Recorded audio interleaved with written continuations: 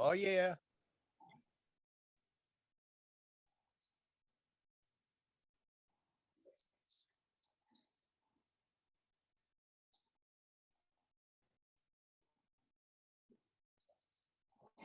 I hear you. Oh, I don't know.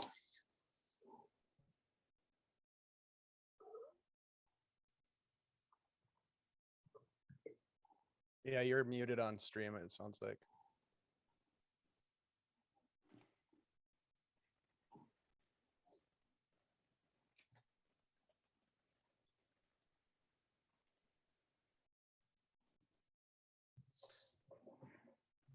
Bop, bop, bop.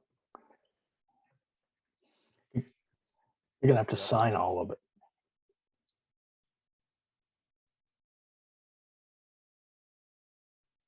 Hello, crowd. How's everybody doing today? Welcome to Wiley Hobbit's Twitch channel.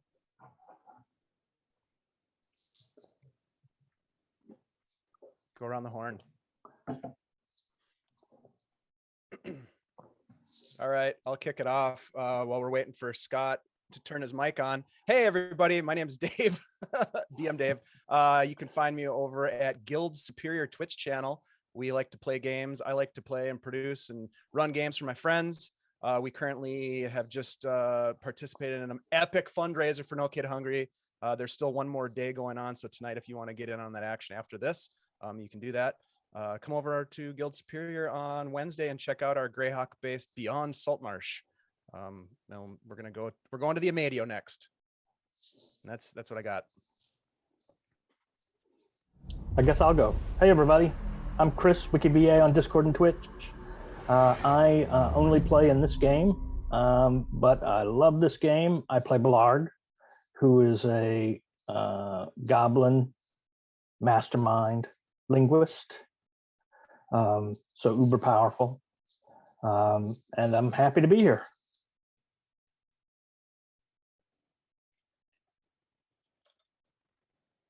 All right, Bob, let's go.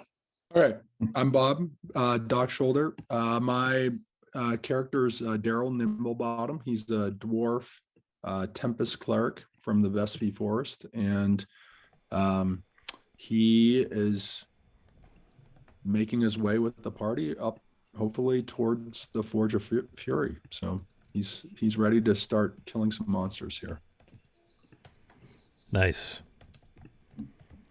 All right, that leaves Baldwin O'Farrell hasn't gone yet. Is that right? I can go, and then also Carl has. And Eridith, yes. Go, Hi, Baldwin. my name's Tim, also known as Enoch Pratt on Twitch and Discord. I'm a theater artist and educator. That means I make things and I do things. I'm playing Baldwin O'Farrell. He's a dwarf swashbuckler from the Rakers. Not enough coffee yet. And he's soon to be the hero protector of Caverick's Cove.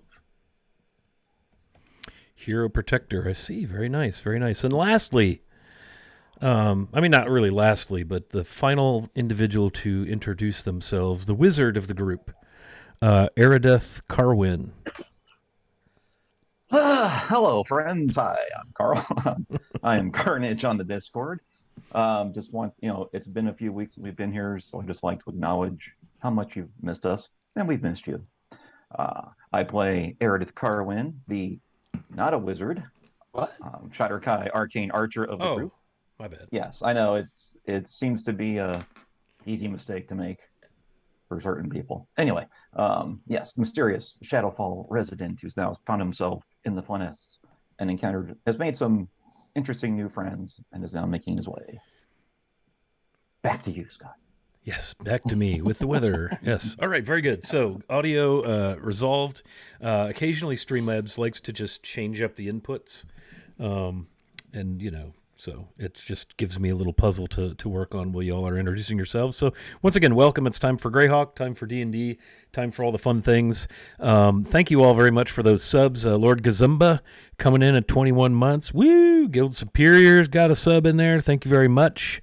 And then again, Fellowship of the Table. So we appreciate that support. And we're super glad. Yeah, Enoch Pratt, wrong button. That's from Jay, Lord Gazumba land. Always touching the wrong things.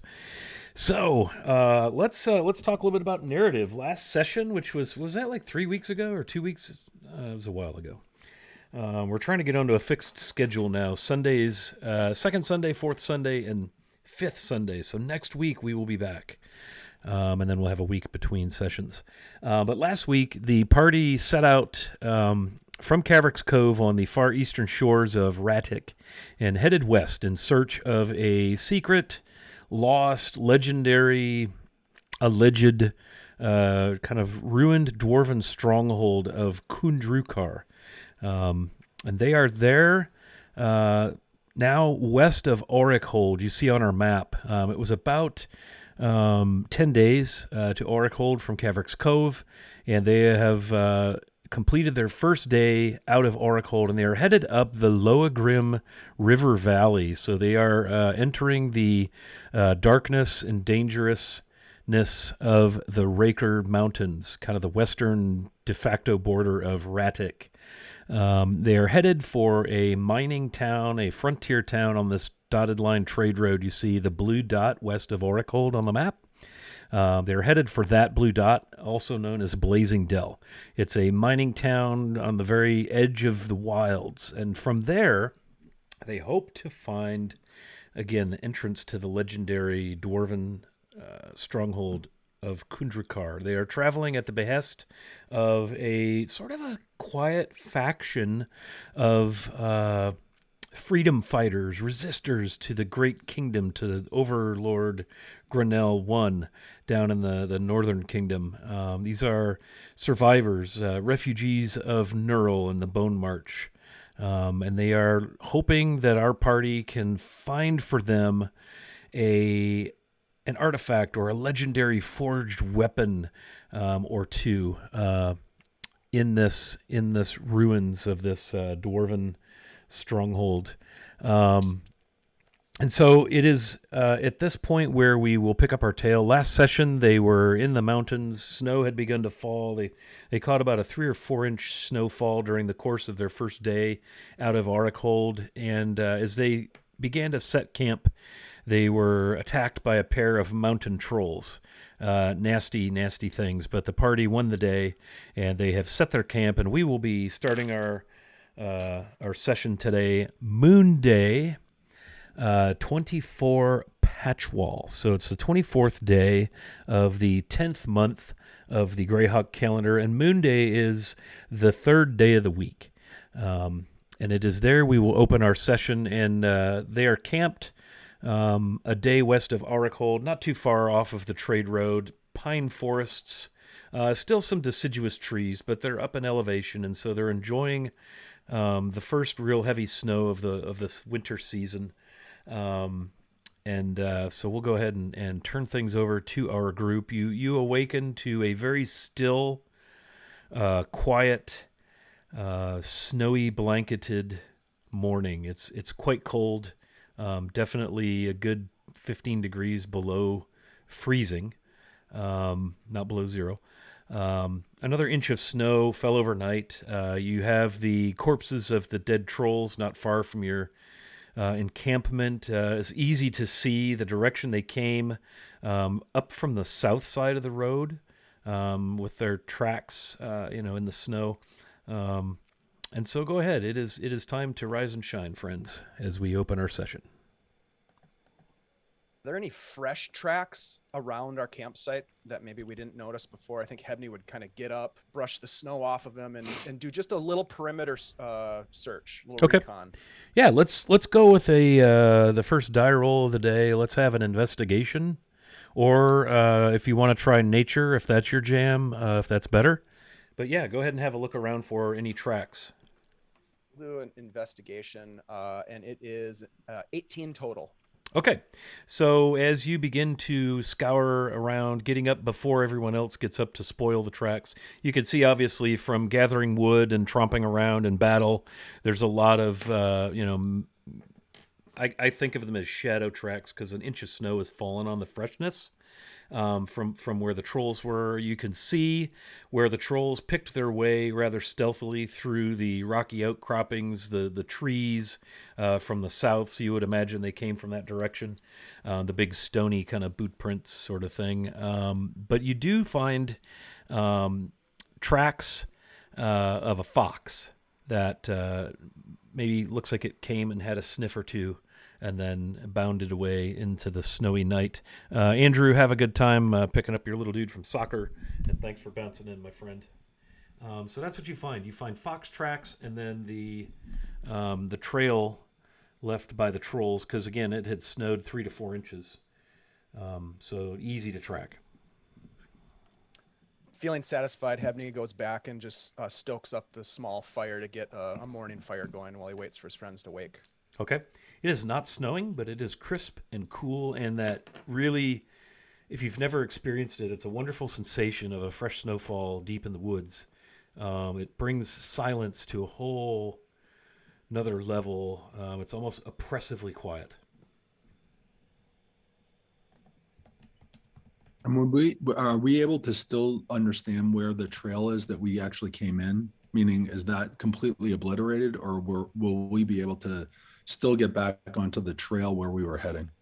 Right. So I picture you on the south side of the road, a nice defensible camping area, probably just, a few hundred feet or less from the trade road. Easy to get back up there. Again, it only snowed an inch overnight after you arrived in your camp, so easy to track back up to the road, and also easy to follow the troll tracks further southward. And that the troll tracks further southward would be going in the opposite direction of where we were actually traveling. Away from the road, yes. Right. These you're just off the road, several, a couple 100 feet, and then the trolls came from further away from the road. Understood. Yeah. Yep. Road is generally east-west. Obviously, as you can see on the map that's on stream, it does turn and twist. So Daryl kind of wakes up and he puts his, pack together and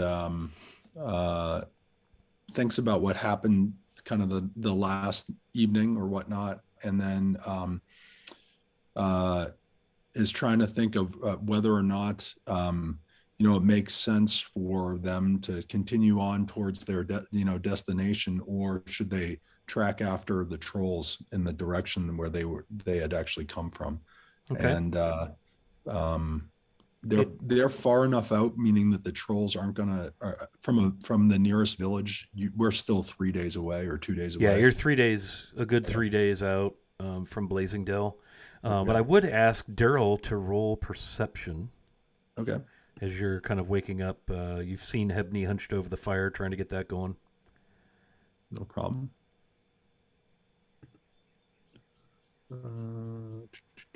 Sorry. You're good. My thing going here. That is an 8. Okay, with an 8, as you try to clear the cobwebs, from the night's sleep and all of the thoughts and things and such, you hear this faint voice. Sounds very familiar. It sounds like the voice of your favorite dungeon master, wishing you a very happy birthday from yesterday.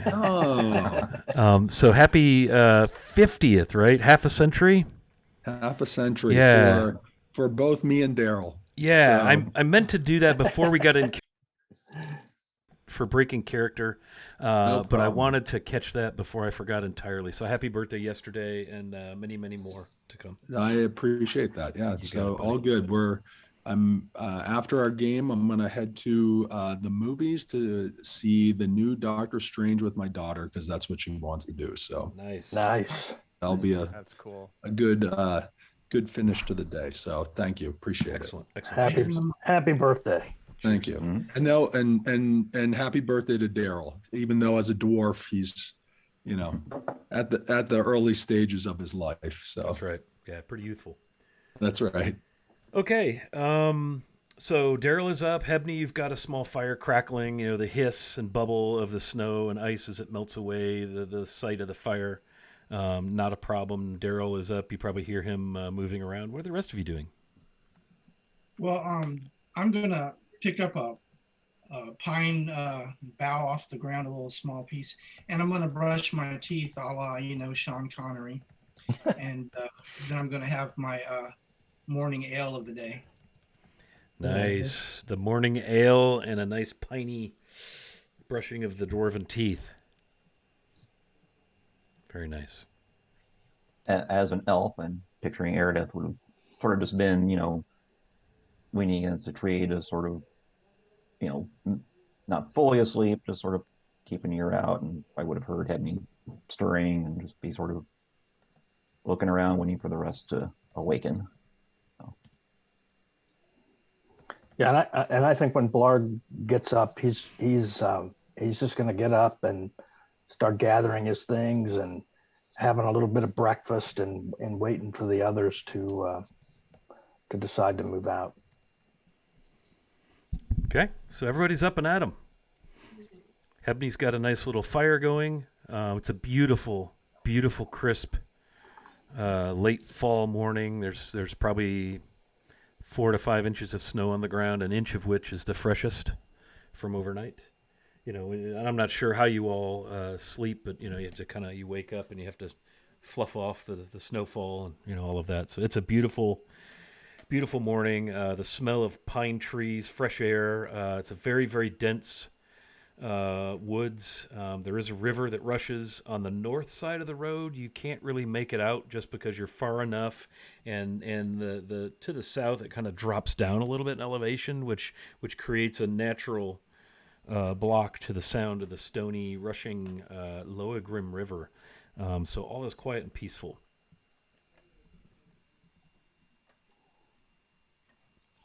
If this weather keeps up and it keeps snowing like this, eventually the wizard's going to have to carry us all. We have a wizard? We do not have a wizard. We should have invited that apprentice wizard to join us. Why didn't we do that? That would have been genius. Daryl, wasn't your job was recruitment, wasn't it? My job was recruitment. It fell off my radar, and partly I thought we had a wizard. It was so confusing. Confusing. And I think that apprentice was too old. Yeah. Give the Hobbit dwarf a break. Grooming takes time. It's a long game. Hey, I'm in the early portion of my life. 50, just turned 50 in a 300-year-old life. That's at the early stages. If we wait around here too long, if we hang around this camp too long, those trolls' wives will come back. And I don't know how many troll women you've met, but they're pretty angry when you kill their husbands. I would agree. I think that we pack up and we get moving. I think we leave the trolls alone. We're far enough away from any other village. The concern would be that if we were close, then potentially the trolls could raid in on a close town or village. But since we're far away, I would say that we just keep moving. He's gonna start taking down his 2-person tent, and he reaches into his pack, looks over at Aerodeth. Here, hold on to this, and he'll hand you a healing potion. And then he looks over at Baldwin. Here, you take this one. And he'll hand you a healing potion. Thanks. Will do. If you guys recall, we bought a bunch of stuff in town before we left. I have a list that I'll send you guys, but there are 2 healing potions. So. Oh, nice. Yeah.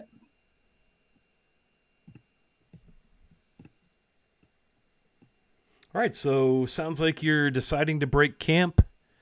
You do have the 2 troll bodies kind of just south of your campsite. You kind of caught them as they came in. Anything else you'd like to do? When we're ready to head on out, Aerodeth, the non-wizard, will use prestidigitation to put out the fire.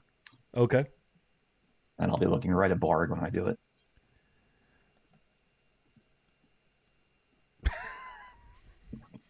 Just to emphasize the point that you're not a wizard. Not I a want wizard. more.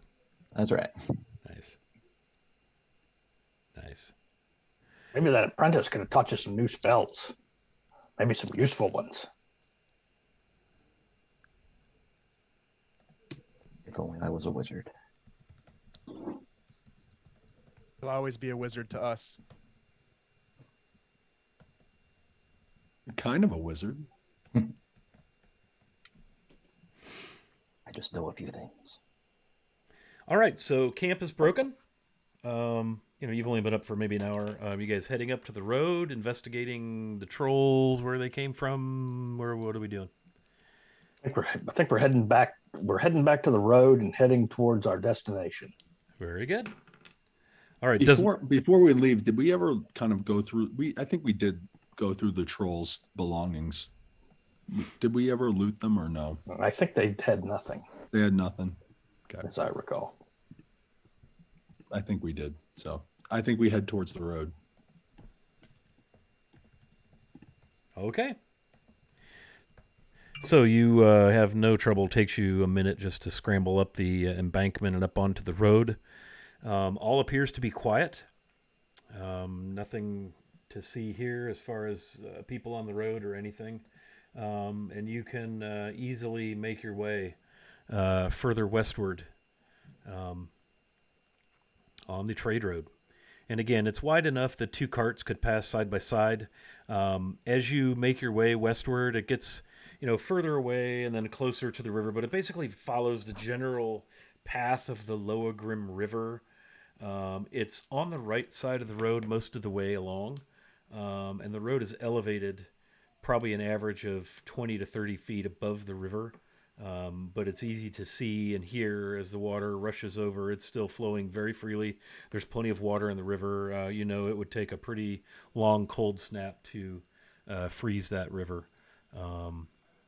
Very, very dense, dense firs, cedars, hemlocks, all of the evergreens, and then a few, patches of aspen or oak trees as you make your way further west from Oracold.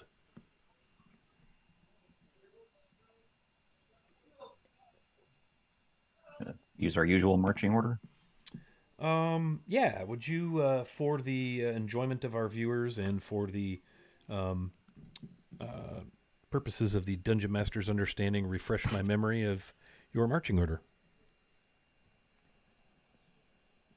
Was it Hebney? Then was it Ben Baldwin? Bard was in the middle. Yep. Then Daryl, and then Daryl and Erideth. Erideth. And where was the wizard?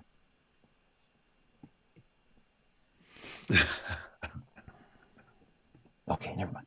He was. We left him. He was somewhere behind the party. That wizard. That's right. Okay. You don't have too much trouble. Everybody's on foot, right? We don't have horses. We're making our way on foot. Is that correct? Are we? Yeah. I thought we had horses. No. You'd think. We do have horses. No, we do. Yeah, we had I horses. think you did. Now that you mention it, yeah. We had like a blank check. Totally. Yeah. Anything you needed. Yeah. They were war horses. Almost anything we need. Carnivorous war horses. Did we name the horses? I don't think so. We got to name the horses.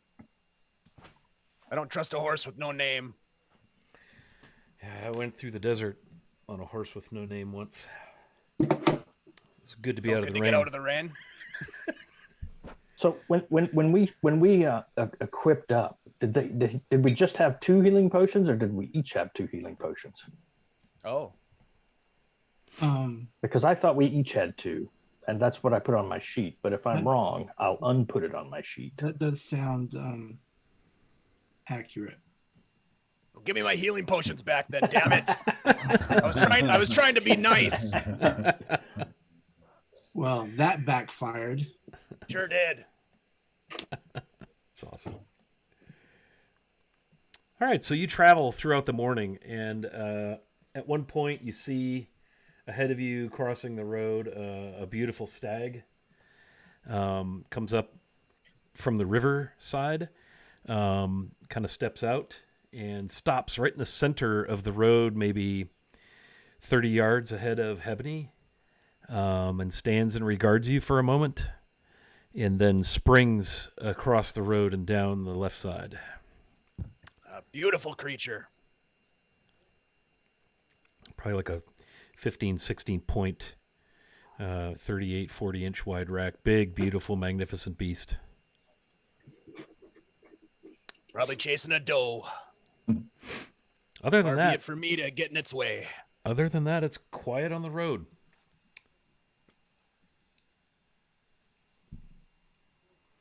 So the morning passes uneventfully. Lunchtime. I don't know if you guys you're on horseback, so it wouldn't be hard to just keep moving at lunchtime, or you can stop. Whatever you like to do. But it's a quiet, gray, precipitation free, which is good, and also nice, wind free. Very still today.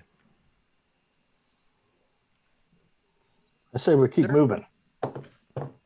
Is there forage available for the horses as we're traveling? You know, like shrubbery, grasses for them to munch on. Yeah, that sort it's of thing? still fall, albeit like up here in this elevation, everything is drier and crunchier. But yeah, there are places where you could see that summertime. There's probably a meadow along the road, or areas where people may stop and camp, and so there are places where you could easily, forage your horses, maybe just get out of the saddle for a little bit, stretch your legs. All of So that good Hebney's stuff.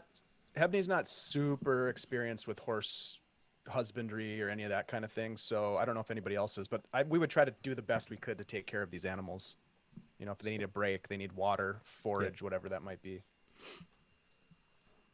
You could very easily get water from the river. Some manner, if you've got like a bucket or skins or however you want to do that. When we do stop, I would say we probably have somebody serving as our lookout so that we don't get ambushed again. Okay. Sounds good. I'll do that. Not sure we got ambushed the last time, really. I mean, No, that's true. We saw them first. They tried. We saw them before they attacked. I've been meaning to ask a question about that last night. Daryl, you called down some serious vengeance upon those trolls. Where does that come from? Where does that energy that you called come from? Is that from your god?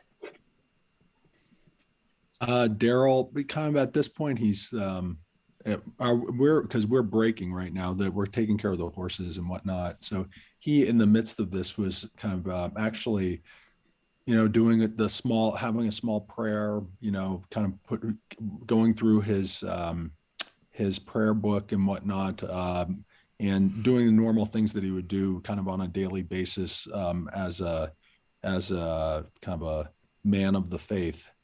And he kind of looks over to Hebney, and he says, "Yeah, this type of energy had never came to me before this. I was had this event where I was struck by lightning, and I've never had this ability to do this. And it seems like it clearly comes from my God, but I was a man of the faith prior to this, and I never had these abilities.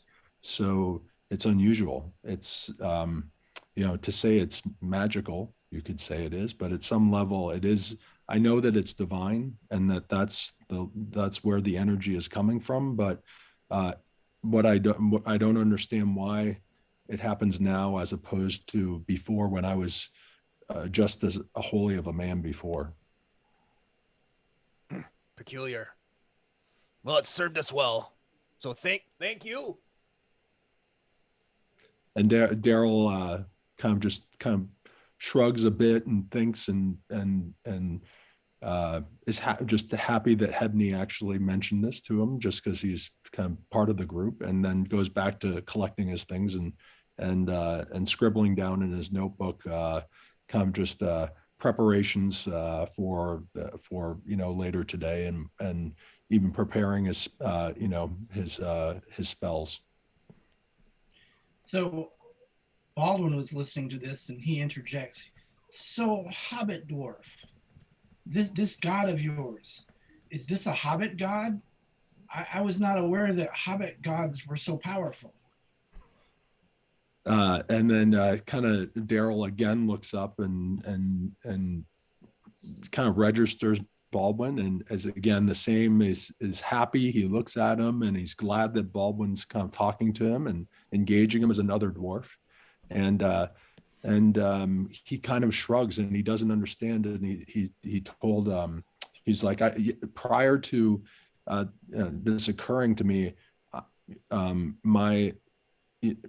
I had always worshipped dwarven gods, and they were the ones that I was spiritual with. And after this event, it's unclear where this power is coming from, but it's definitely not coming from a dwarven god.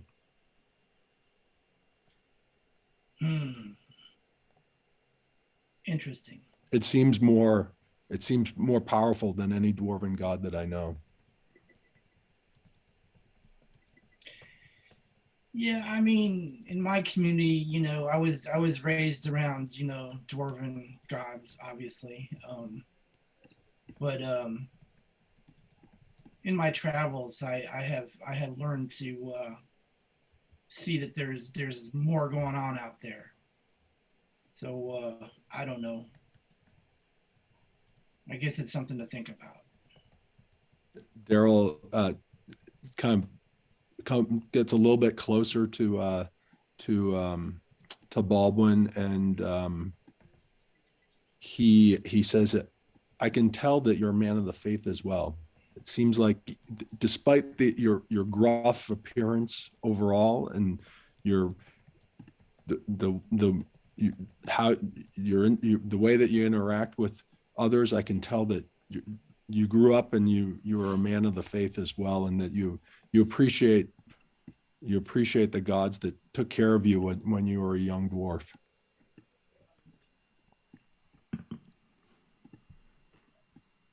Indeed. And then Daryl is Baldwin drinking now? He is, isn't he? Is he awake? No, drinking. And that's Is he awake? Is he awake? Of course he is. So then Daryl pulls out his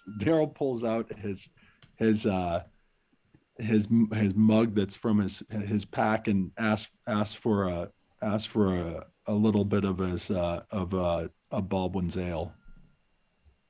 I delightedly share with him. Just as a sign of good faith between the two. It's pretty amazing that you get struck by lightning and you have all these all these abilities from a god. I knew a goblin in my tribe back home. He got struck by lightning, and you know what happened to him? He died. No, he wished he died because he peed his pants every full moon.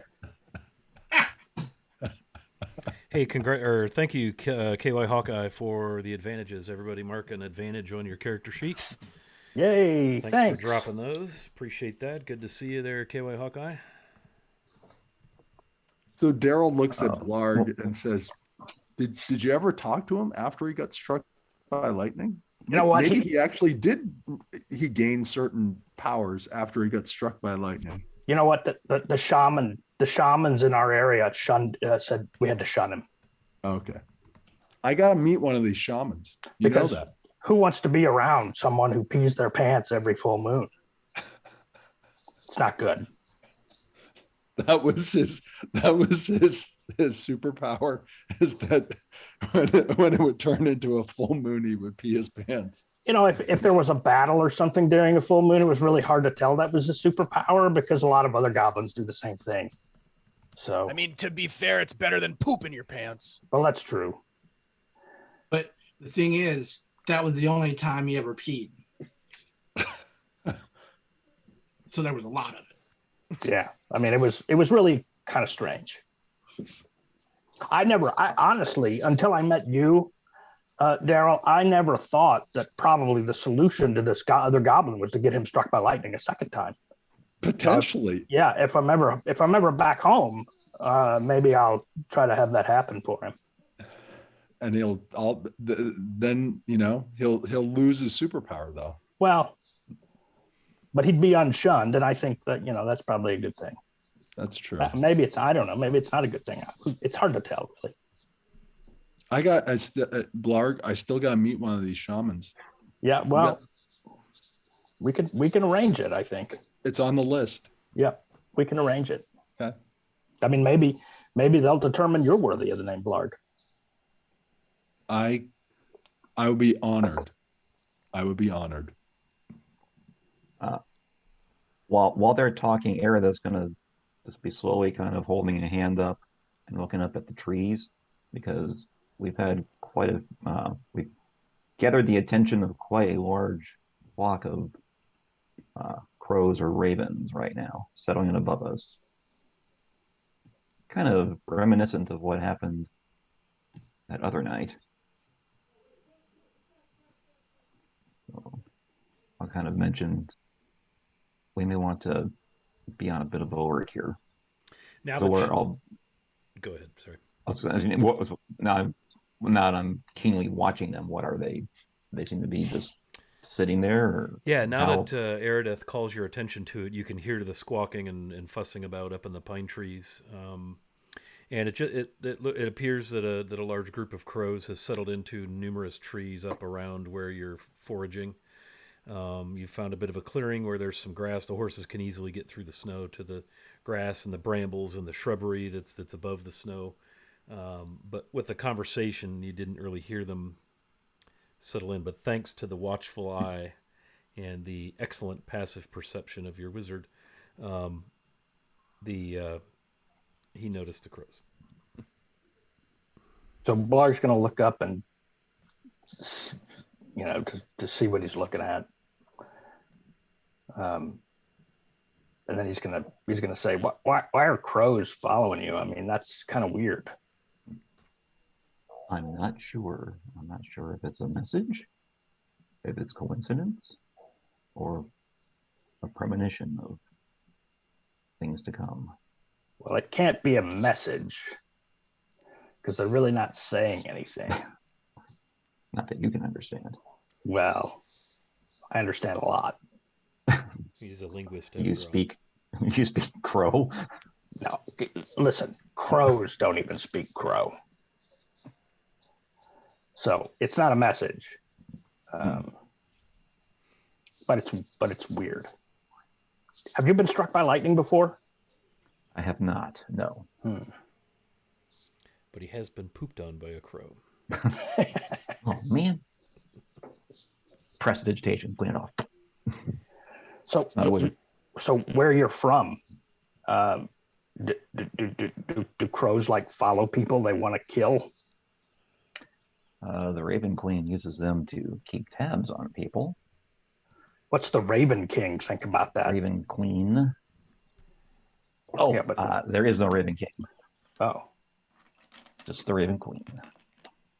So she's spying on you? I'm not sure. Maybe she is trying to keep tabs on me. Is the Raven Queen pretty nice or not so much? She's nice in her own way. Yeah, so I'm gonna interpret that as not so much. You do not want to unduly draw her attention. Well, good work there. Thanks, I think. So we don't. Nothing else. Do we need to be ready for a fight? I'm not sure. We did have a large gathering of ravens prior to our encounter with the gloom. That thing that you encountered. The thing that I wrote down, the darklings, those things. See, I wrote them down, so I remember it. I just couldn't find my page. We don't see any other. I'll just kind of look around the woods around us. Anything? Sure. Yeah. Roll perception. Oh, Are you like going to set out on foot a little bit, move around while the party's kind of huddled and waiting for the forces to finish foraging and watering? Maybe move a good way away. maybe I'll just sort of step away and make like a perimeter sweep with a 22. Okay. Are you splitting the party? What could possibly go wrong if Right. we were? Yeah, so you make a kind of just a wide sweep around. Again, you can get to the edge of where the topography drops down to the river on the north side. You don't see anything there. You circle across the road, and on the south side of the road, it's fairly level, and actually it starts to go up as you get a ways away from the road. And the only thing you find are game tracks, deer, raccoon, things like that, but nothing seems disturbed or out of the ordinary. Okay, I will go back to the party. And I don't see anything to be particularly concerned about, but perhaps we should get moving. Are the crows flying above us, or are they in the trees? They've roosted in the trees, and there's the kind of back and forth cawing and cackling between them. There's probably 20 or 30 birds up there. It's a good sized, and they're big crows. They're probably 18 inches tall. Claw to crown of head, good sized, jet black, big birds. Not shocking to see them in the mountains. Crows, are up here. They kind of favor the evergreens, the altitude, if you will. So it could be nothing. Could be nothing. Could be something dreadful. These crows. You ever put them in a stew? Are they good eating? I've never tried. Hey, Aridith, Mm-hmm. I got a question for you. What do you call it when a raven marries a crow? I don't know. What do you call it when a raven marries a crow? A conspiracy to commit murder. Oh my. We should probably get going, Do fellas. the crows laugh at that one?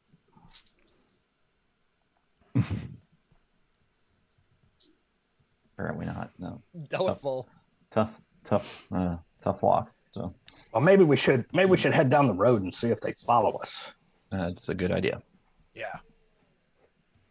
Okay, so you gather up your steeds and mount up and continue. It's now obviously afternoon. Kind of pictured you maybe stopped, had some lunch, stretched out, had your conversation. It's almost hard to believe you didn't notice the crows' arrival. Once everybody stopped and paid attention after Aridith kind of called their attention to it, they're a remarkably loud bird. It sounds like they're up there fighting or scolding one another, cackling and cawing and calling, and it's hard to imagine that you didn't notice their arrival, but you were so deeply involved in your conversations. So you make your way. The sun begins to break out through some of the cloud cover as you head further west. Go ahead, Meredith. Since I'm taking up the rear, I'll kind of periodically be just looking back Okay. over my shoulder to see Sure. if they're following, if they're as you leave, dropping down and raiding our campsite, whatever they're doing. As you leave, they don't seem to react in any particular way. They're all up in the trees, fluttering about, cawing, and so forth. And as you ride on, the sound of the murder of crows grows distant and faint until at some point, you round a bend in the road or whatever, and you no longer hear them. Okay. Definitely will be keeping an eye for, humanoid tracks as he leads the party forward. Okay. So just kind of the occasional sweeping, carefully looking on the road. Yeah, give me perception. You could roll with advantage. You're in fresh snowfall. Perception is going to be an 11. Yeah. So the only tracks you find are, again, game tracks, maybe bobcat or lynx, raccoon, fox, occasionally a couple of deer may have crossed or walked up from one side or the other, paralleled the road a bit, and then vanished into the underbrush and the forest. But again, the forest on both sides is quite dense.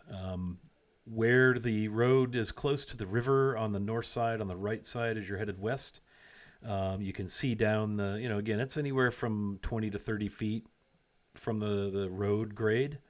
But then beyond the river, you can see that the hillsides climb very steeply, very quickly up into the mountains proper as you're in this valley. And that happens on both sides of the road. So at places, it feels as if the walls of the valley are right upon you. And then there are other places where it widens a bit. And there are breaks in the trees and areas of more greenery, shrubbery.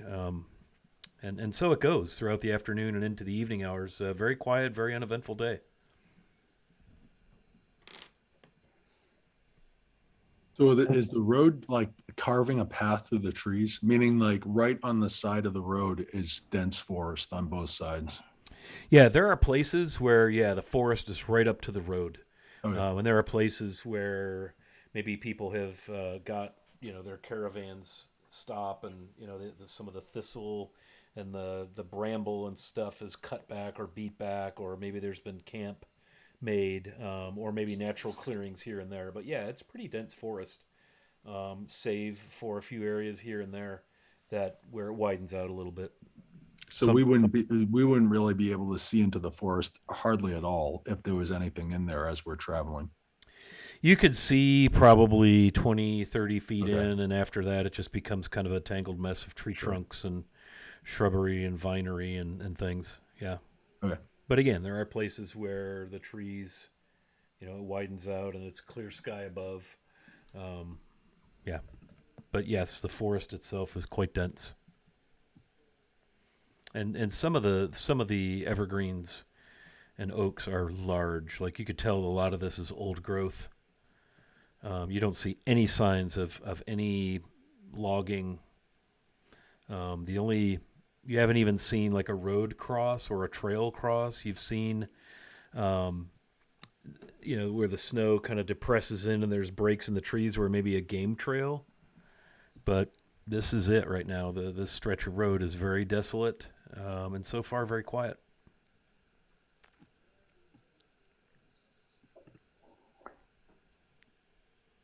So I'll look around for the crows. Are they still not with us? Yeah, go ahead and roll perception, Blarg. Well, let's see about that.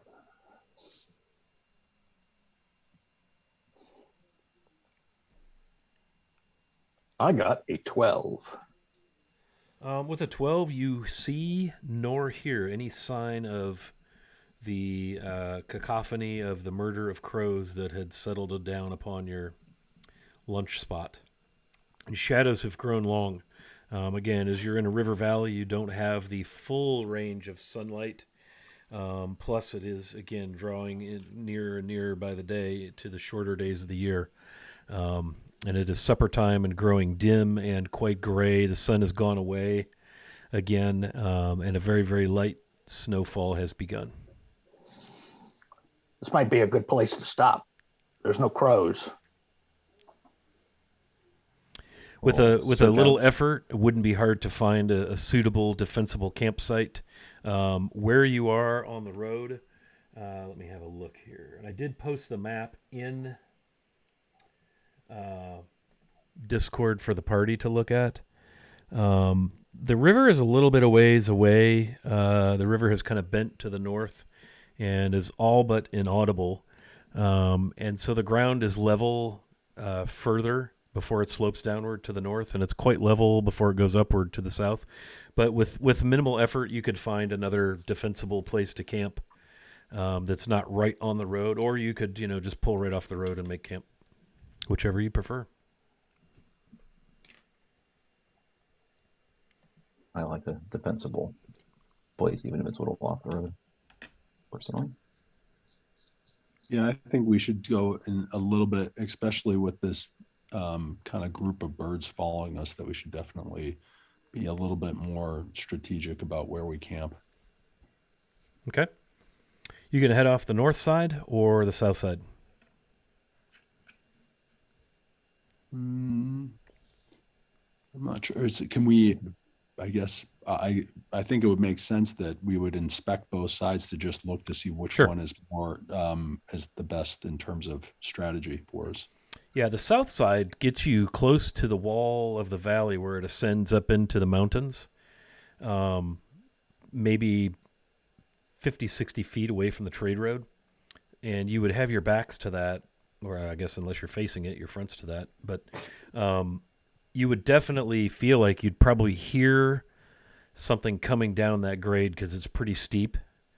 If something came at you from the south, because it would be coming down the valley side.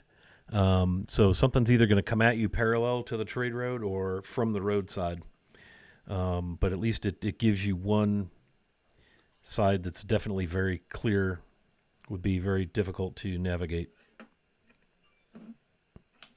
And you could easily find like a hollow in the wall going up that would be, even more defensible. So yeah, the south side probably looks to be a little bit safer, a little bit less in the open. So Daryl, kind of after kind of going through this and looking around, suggests that they go down the south side. Agreed. You can see the peaks,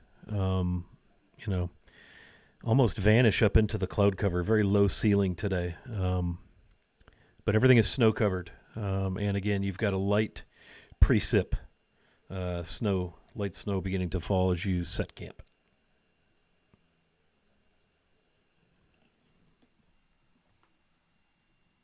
So once we've got the camp going, and I assume we're going to have some dinner, Clark's going to look at Arideth and say, "Hey, how much do you weigh?" And you look like kind of you're tall, but you're kind of pale and skinny. I'm thinking, what, 120? 116, thank you very much. 116, wow. So I wonder, you mentioned that you ended up, you're trapped here, right? Like you're trapped from your home. My way home was destroyed, yes. So I wonder if this Raven King sent enough, what? Raven Queen, go on. Raven Queen.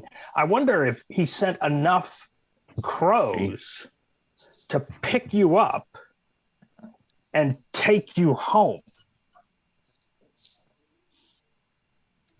That's the theory. That's the theory I'm working on right now. So maybe if these crows come back, maybe you should lie on the ground, kind of like this, and we'll see if they pick you up and maybe take you home. I can honestly say that idea had never occurred to me. Well, that's why I'm here. I will keep that in mind, and we'll see. I mean, maybe she'll send a note next time. Well, a note's not going to be able to pick you up and carry you home, but maybe she'll do that. I don't know. I'm just thinking that that's what's going on here. I think you're onto something, and perhaps, Arideth, if you kind of flap your arms while you're laying on your back, if nothing else, you've made some snow crows. Yeah. No crows. That might even be a message to the Raven King. Think about it. Queen. So the short guys in this party are definitely idea men. That much is clear. Yeah. Well, once you get your heads, at a certain level, it's just not good for the thinking. They're out of touch with the world. Yeah. Head in the clouds. Right. I will keep that in mind. The short, and by short guys in the party, you mean everyone but Arideth. Yeah, exactly. Yeah. Well, I mean, the shorter guys. But Baldwin is actually kind of tall. He's 4 feet tall.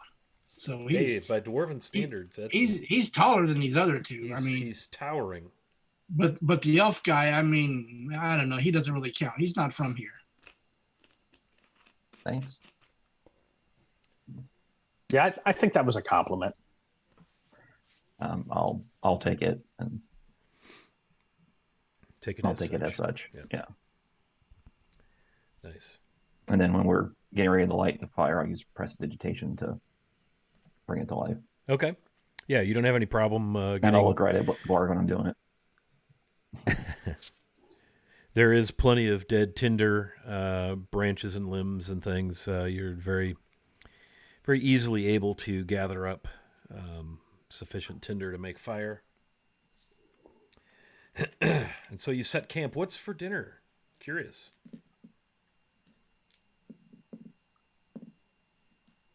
We just brought a bunch of rations, didn't we? Well, yeah, unless there's something interesting to forage, it'd probably have to be rations.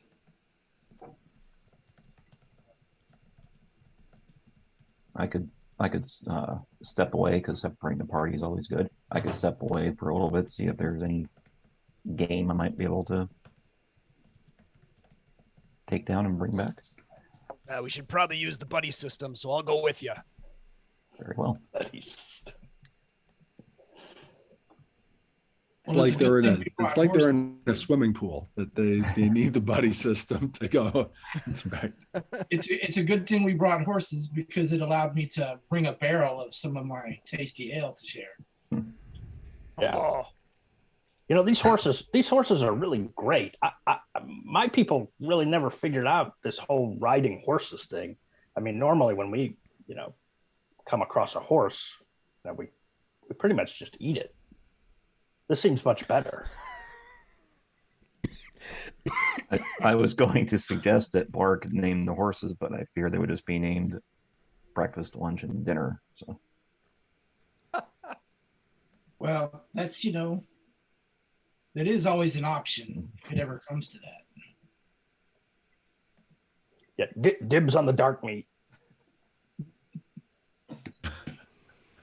Oh boy. with that, we will step What is away happening? and see what we can. Camp is made. Erideth and Hebney are foraging for firewood. Is that right? No, if there's like any game, deer, or anything like Oh, that. right. Sorry, I think I missed that part. Yeah, go ahead and roll nature and give me a little description of how you two are going to go out into the, or survival would be better, out into the forest at night. Very quiet. And search for some meat, some protein. How are you guys going to go about doing this? And we are going to use survival, not nature. My apologies. That's good. The shelves are empty with my roll. Got a 5. If I only hadn't stepped on that loud branch, scared everything away. it may also have something to do with the fact that Hebney is just kind of following behind Eridith with a tobacco stick, smoking it and gathering firewood along the way. Just kind of. Well, I'll be kind of in the lead, and I'll be with my bow, and I'll be looking around. And there's just no game to be found, and I'll turn around and look right ahead of me and go, Nothing, huh? Not right now, no. So, we'll circle back and report that there was nothing. Okay. Fellas, Yeah, Eridith's got you nothing, but I've got a bundle of wood. You spy nothing to eat unless you like sticks. Yeah. So looks like rations it is, people.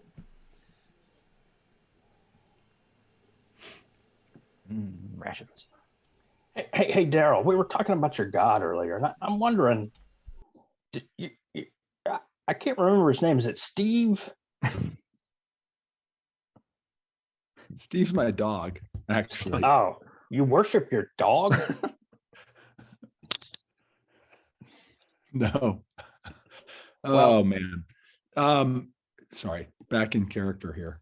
So no, so Daryl kind of again he looks up and he kind of notices again Blarg talking to him, and he's happy that again his friend is engaging him in conversation. So he pulls up a seat to him and he goes, No, Blarg, Velnius. Velnius is the god. Yeah, Velnius is I the was pretty close.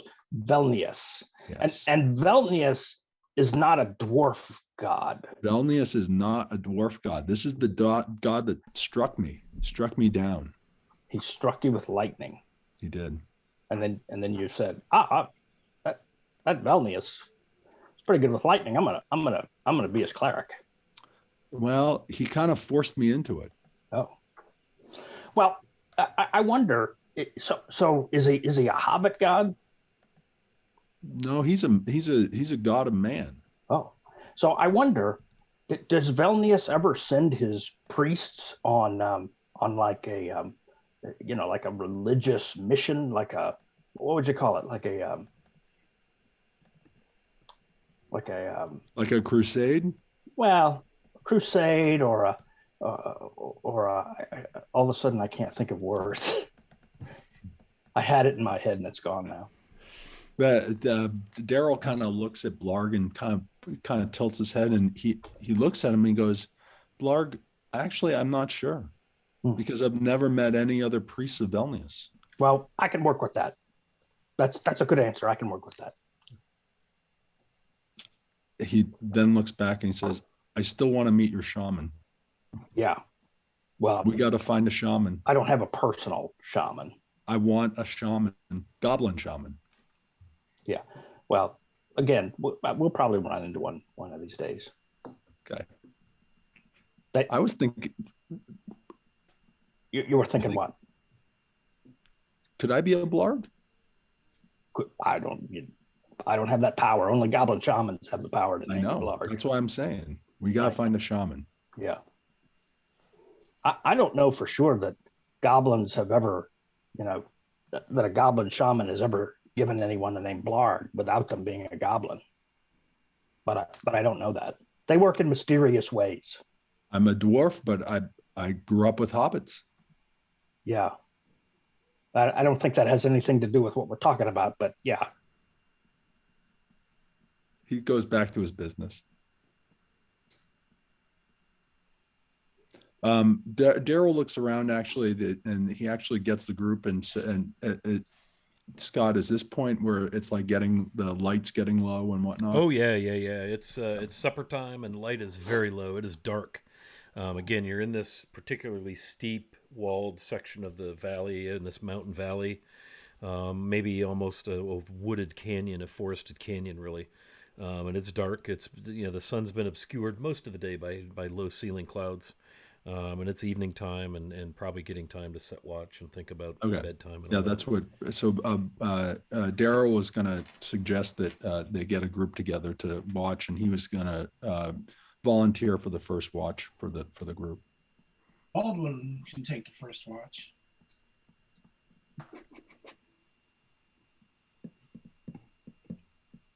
We really need to rest for half the night, so I can take the final watch. Yeah, I mean, you could really split it and watch in pairs. Daryl and Baldwin, and then Blarg and Hebney, maybe 3 hours apiece, and that would leave Arideth with 2 or 3 hours on his own. Sounds great. Yeah. Okay.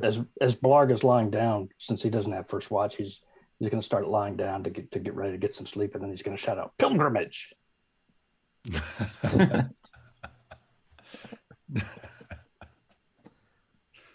Daryl just kind of looks and then goes back to his reading. At the same time, does Blarg make a snow raven?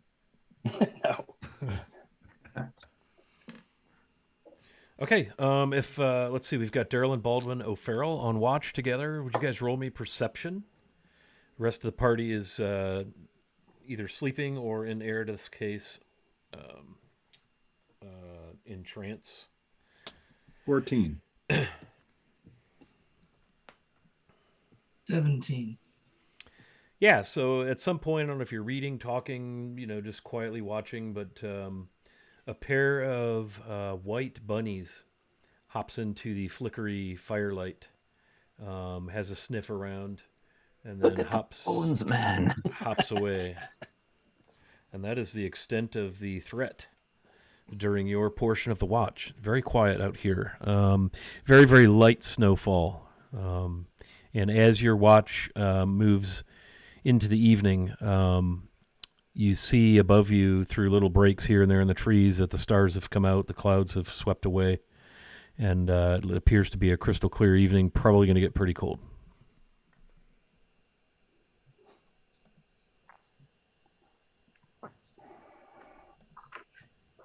But beyond all that, pretty uneventful watch. At that point, Daryl will just unpack his sleeping roll and then lay down to sleep. He says a small prayer prior to sleeping, and then he tucks himself in. His axe is right next. His warhammer's right next to him, with just thoughts with regards to the crows that have been flying above, or the ravens that have been flying above. Okay. Concerned that they might need to wake quickly. Sure. Understood. Okay, so I'm assuming you rouse Blarg and Hebney, and they set their watch. Ebony wakes up, as his name is called, and he pokes his head out of his tent, because he brought a tent where it's nice and toasty warm, throws on his warm weather gear, and grabs his hammer and goes out to the fire. Blarg! Yeah, Blarg gets up, grabs his sword, and does the same, goes by the fire. Okay.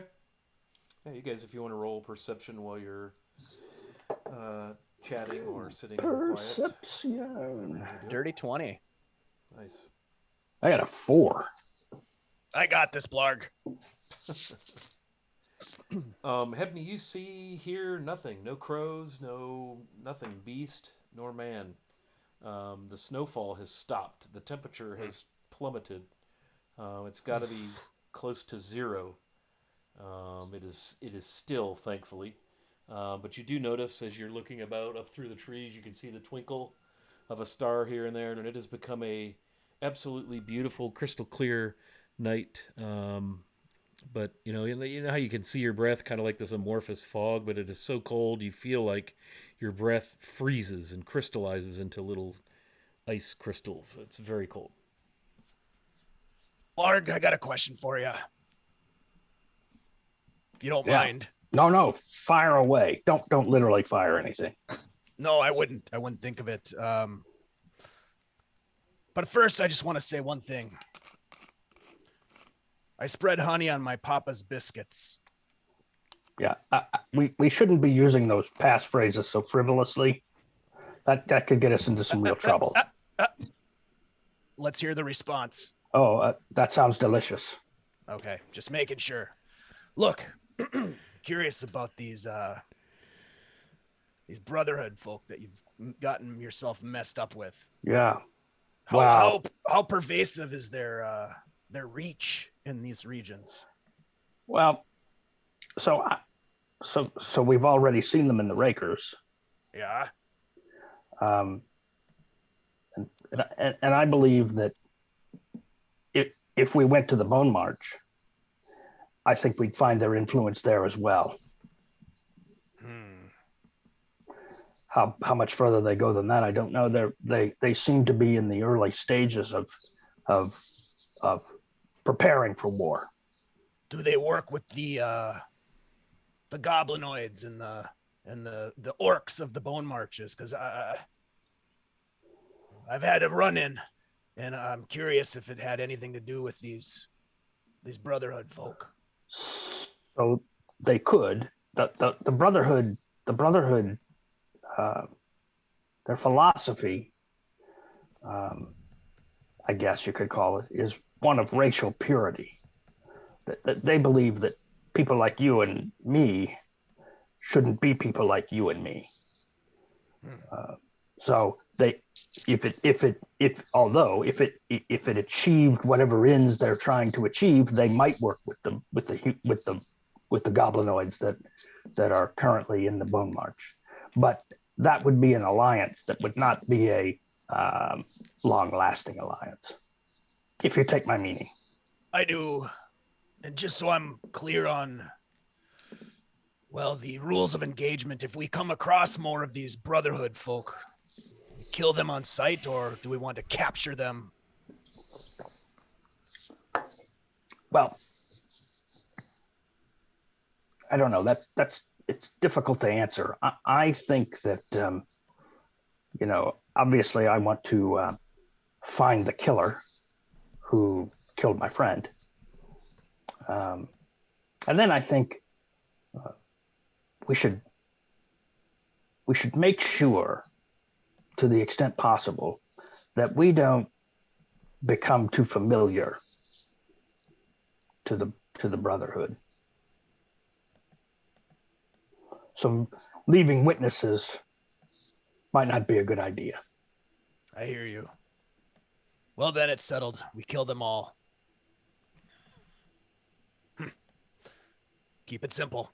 I like it. Well, and I would just say that if we can gain some information about what they're doing, that would be helpful too. So we'll just have to play it by ear. That's why it's not so black and white, I think.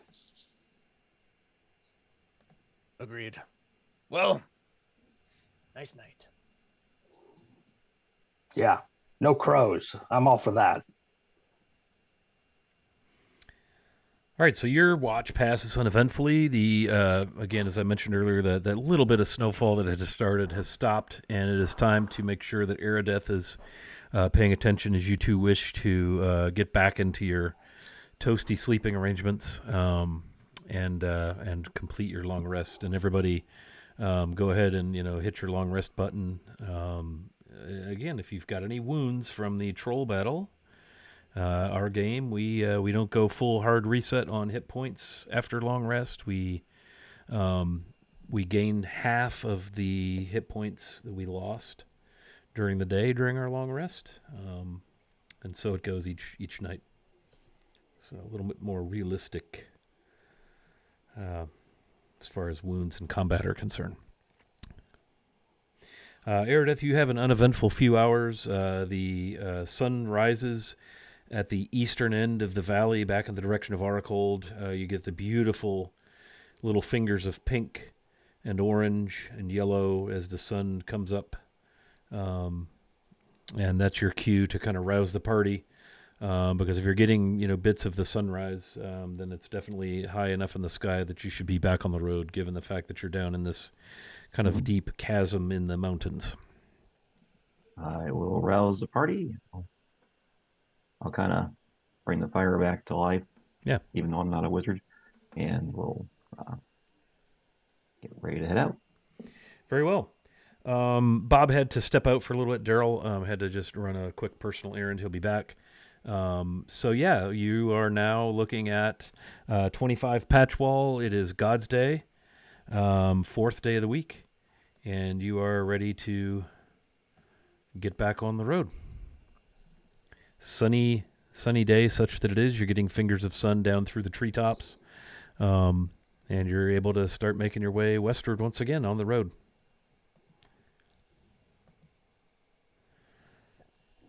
And no crows.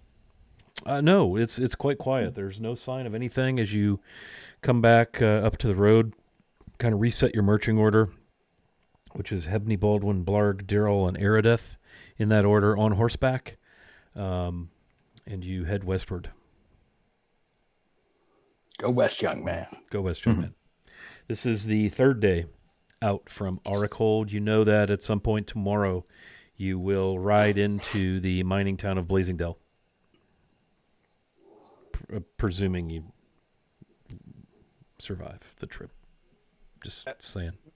Maybe like at a midday or mid-morning break when we water the horses or something, Hebney will sort of look around at the party. I know we discussed our plan going into town, but perhaps revisiting it. We're looking to seek a guide or information, or we had a cover story, I think. Well, what's prospecting? Prospecting, right? I've been giving it some thought. And I think what we need to do is, once we get into town, let's get the lay of the land. I suspect that if the story of this place is true, this Kundrakar is true, then it may be held by orcs. And if that's the case, I think what we should try to do is meet up in a clandestine way with some of these orcs. And I might be able to convince them to show me the location of this place. And I think the way we accomplish it, I mean, if you want to tell people in town we're prospectors, that's fine. But I think what we do is, if I can meet a small patrol of these orcs, you know how orcs are. They have some power, some chief who thinks he's super powerful, and then the more green or the less seasoned warriors will patrol the area. If we can meet up with one of these patrols, I think what I can tell them is that I, in conjunction with the wizard and you, Hebney, have been hired to escort the dwarves who are followers of Stevelus, or whatever his name was, and that they're on a pilgrimage, and we're hired to escort them. And I think I can convince, since I'm a goblin, I think I can convince them that I can you know how dwarves are. They have lots of money. They like money and stuff. I think I can convince these orcs that I can help them capture these two dwarves, take them to their chieftain, and then they'll become powerful orcs. They'll be in the chieftain's favor.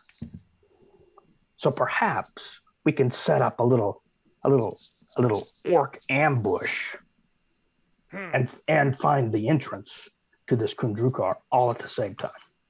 So you're saying use Baldwin and Daryl as bait?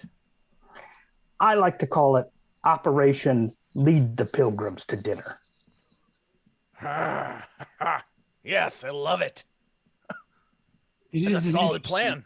It is an interesting plan, and I'm not opposed to it, but I must point out my knowledge of this particular tribe of orcs, so to speak, are particularly against the dwarven people. So lore from when I was growing up is that there was a bitter, opposition between the dwarven community that we're seeking to find and the orcs that apparently overran them.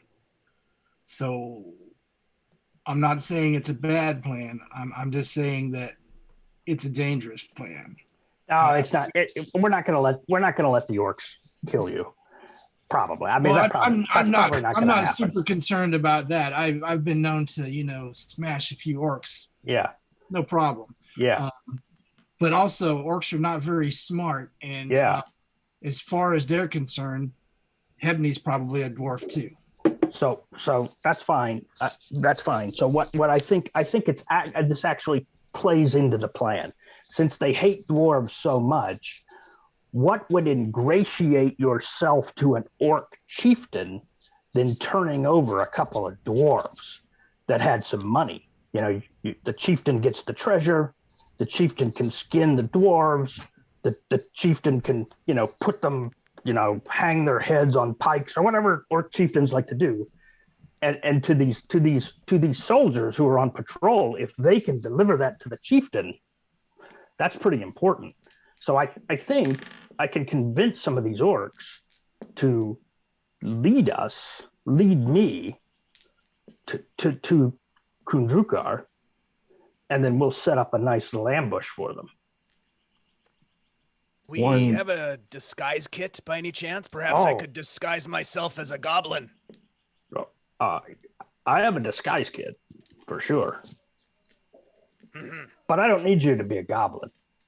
I don't want to get eaten by orcs. No, I'm not gonna let that happen. Probably. I think. Insight check. Probably gonna keep that from happening. 15. I think.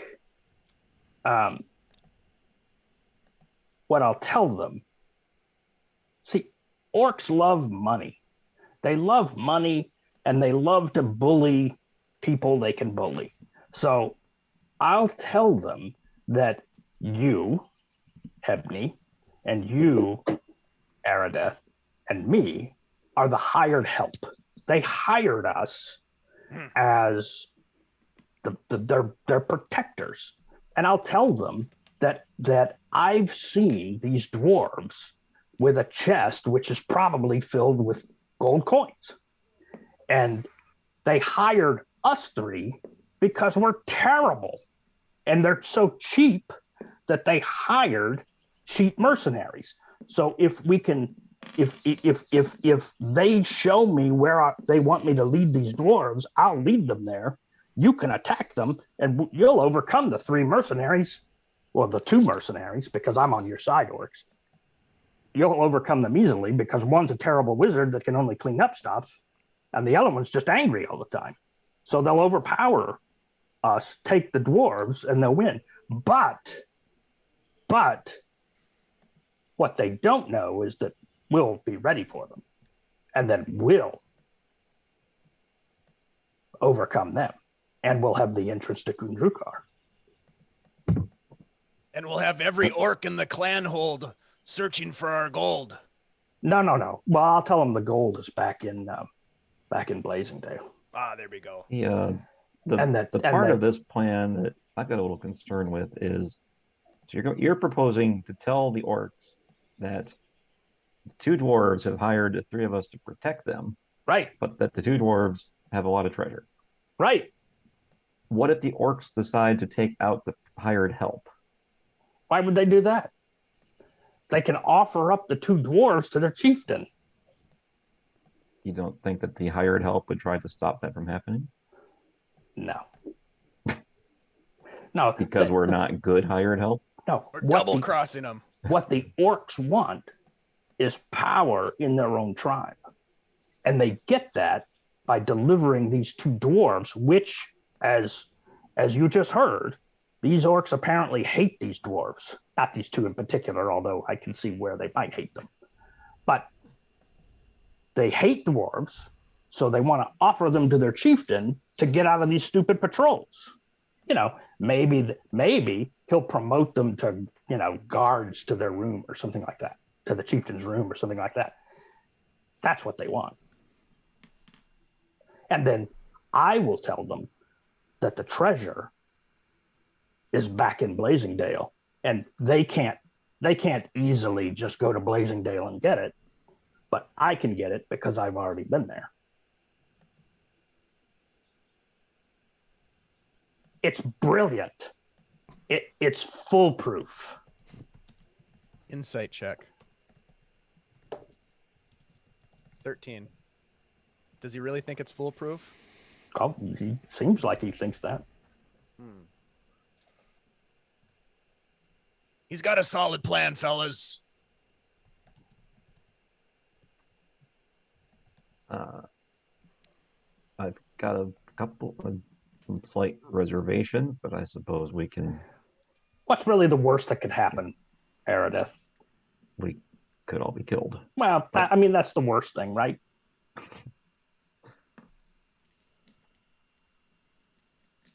I suppose, unless they were to cook us and eat us alive. But...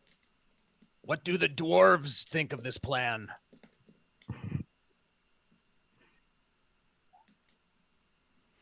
Just to bring Daryl up to speed, Blarg has a plan where the three of you have captured, three of them, which is Hebney, Blarg, and Aradeth, have captured you and No. Baldwin.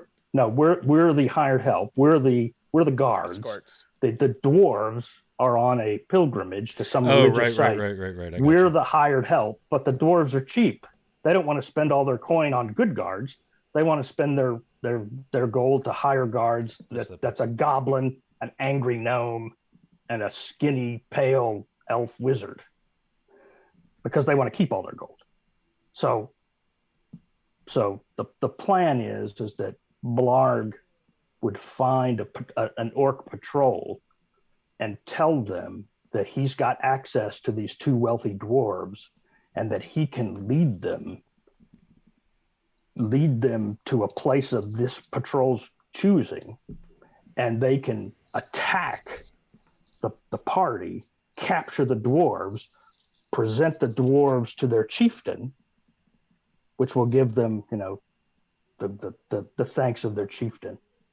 But Blarg's plan is that once we meet at that appointed place, we'll overcome the guards, we'll know the entrance to Blasingdell, and then we'll do what we're going to do. The entrance to How are we gonna meet Kundrakar. the band of orcs? I'll find them. Okay. On the orc radar. On the what? You got orc radar. Yeah, Orkdar. Orkdar. That's what it is. I'll find it. We'll find it. But it seems like Daryl and Baldwin, or Daryl says to Blarg, it seems like we're bait. Well, I mean, you can call it whatever you want. I call it Operation Lead the Pilgrims to Dinner. And I'll give you all fake names so they don't know who you are, really. Got Goes without like saying. Steve or something like that. Or Well, Jim. No, we'll call you. No. We'll call you Brother Gonzo. Okay. You'll be Brother Gonzo, and you'll be Podka, of course.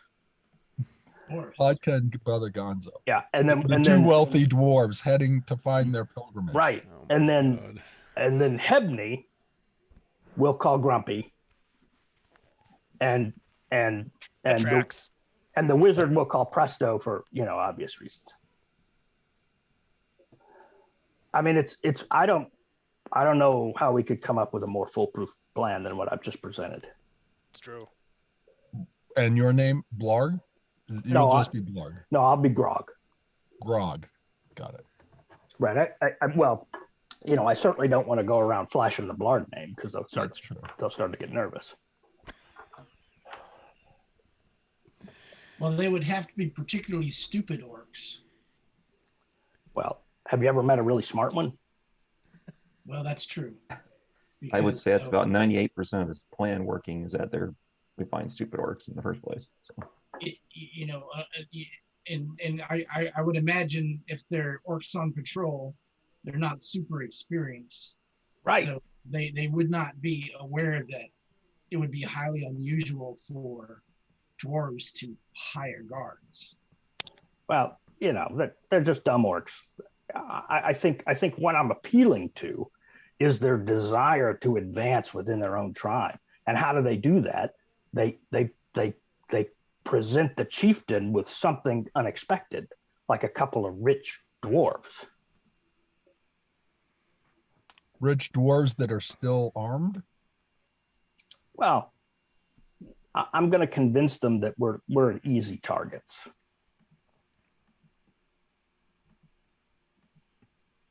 I mean, no offense, guys, but look around.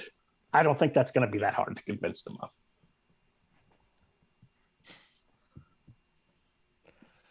And I mean that. I mean that in the nicest, most loving way possible. Insight check. Dirty 20. Does he mean that in the nicest way possible? Yeah, he loves you guys. Oh, all right. Daryl kind of pulls back and thinks about it and does a little prayer. And he's actually going to roll.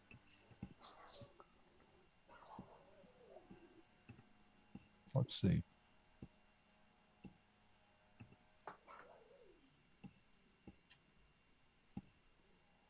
Wow. Daryl kind of comes back from his prayer and says, "Okay, we're good to go." Baldwin? Sure, why not?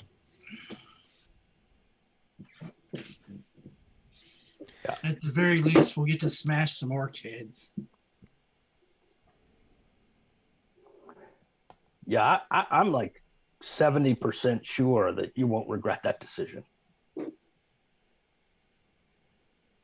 70% that 50% we're not going to regret the decision. Yeah. Got it. The one thing I'm going to need, I think, to make this work Here we go. is a key. But I think I can get that in town. Once we reach the town, we can probably find a key. And speaking of your travel progress, today's journey up the trade road, again, working your way westward, has been very quiet, uneventful. You've seen nothing other than the customary wildlife here and there, and you've chewed through day 3, and you're ready to set camp. Find yourselves a good position again. It seems like the best place to do this has been a less wide open area and something that's more maybe up against one of the where the valley walls begin to incline, because there have been several places where it feels very canyony, where the walls incline rather steeply, and you're able to do that once again here as we get to the end of day 3. We estimate we're about a half day. At some point, probably like after lunch, late afternoon, you'll arrive in Blasingdell, so you're much closer than you have been. Yeah, you're almost there. The closer we are to town, the more likely we are to run into folks, so keep an eye out.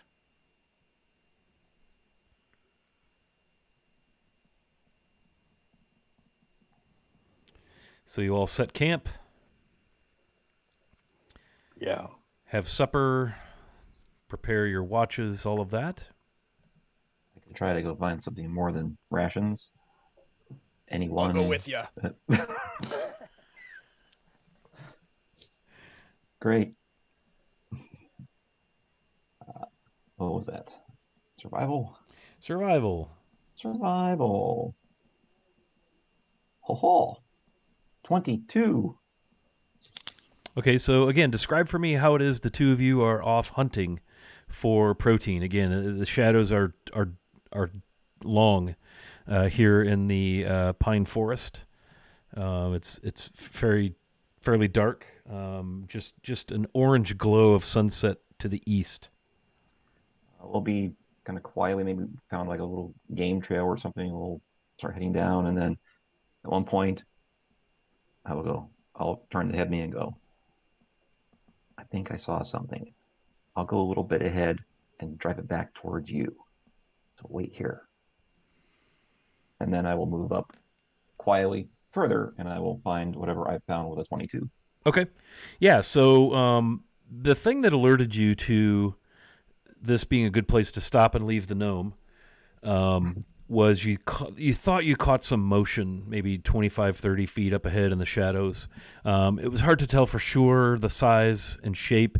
You have dark vision as a shot-arc eye, but the shadows may be playing tricks on your eyes. There's a little bit of a breeze that's come up now, so some snow that's dry has been picked up and swirled here and there. But you thought it best to let the gnome just be stationary for a moment and get away from him far enough that you could not risk spooking anything. And as you make your way up tree to tree, creeping along, maybe roll stealth if you wish. I can. 9. Stupid dry twigs. Yeah, you caught a couple of snaps and pops. You make your way up, and you do see standing off in the trees, which would give partial cover for a ranged weapon, I assume. You see a small, what looks like maybe a mountain goat type. It's kind of grayish white. You're kind of amazed you saw it silhouetted against the white snow, but there it is. Looks to be a young male, kind of a button, if you will, not a full, curl, just kind of spike. Ram. Probably 40, 45 feet in the shadows. It stops and does that super still, looking kind of in your general direction from the snap of the twig. I will freeze. Easily accomplished. It is cold. It's clear. And then it stands. Yeah. Okay. I will just wait a couple heartbeats. I will slowly raise my bow up. Okay. And then we will have a goat for dinner. Will we? Yes. Go ahead and make your shot. We'll take the carcass back to the... you have to hit it with your arrow thingy first. So order of operations we're working with here. Oh, balls! I'm a stickler. I know. Rules is written, pal. Yeah, I don't even have inspiration to burn. Okay, that's a 12. 12. Okay, so your arrow... Darn branches. Sails... +2 make a difference? The arrow sails... I don't know. What a +2 over the back. A +2 would give you a 14, which would hit. Take a +2, please. And so your arrow does hit it in the shoulder, and it immediately springs in a spray of blood away from you into the trees. Roll your damage. Wrong weapon. There we go. That would be 8 piercing plus... 6 necrotic, so 14 total. Okay. Roll me perception as this thing, in a flurry of snow and a spray of blood, dashes off into the shadows. How does a digital dice get cocked halfway? Okay, 5. Okay, yeah. You're not sure, other than it went away from you, and you saw the arrow strike. What do you do? I will call back to Hebney. I hit a goat, but not well. I'm going to try to track it. I'll follow you. All right, we'll go find our dinner. Okay, so Follow the blood. Well, you're go ahead. I was just going to say, you're in about 5 inches of snow. You make your way, and you can find where the goat was standing, as evidenced by the spatter of blood, kind of beneath where it was standing and behind where it was standing, and you can see where it dashed off on a blood trail into the thicket. Hebney's going to keep an eye out while Meredith is tracking. He is looking about to make sure that they don't run into anything they're not expecting. Oh, that sucks. I mean, yeah, good idea. Yeah, you may roll perception.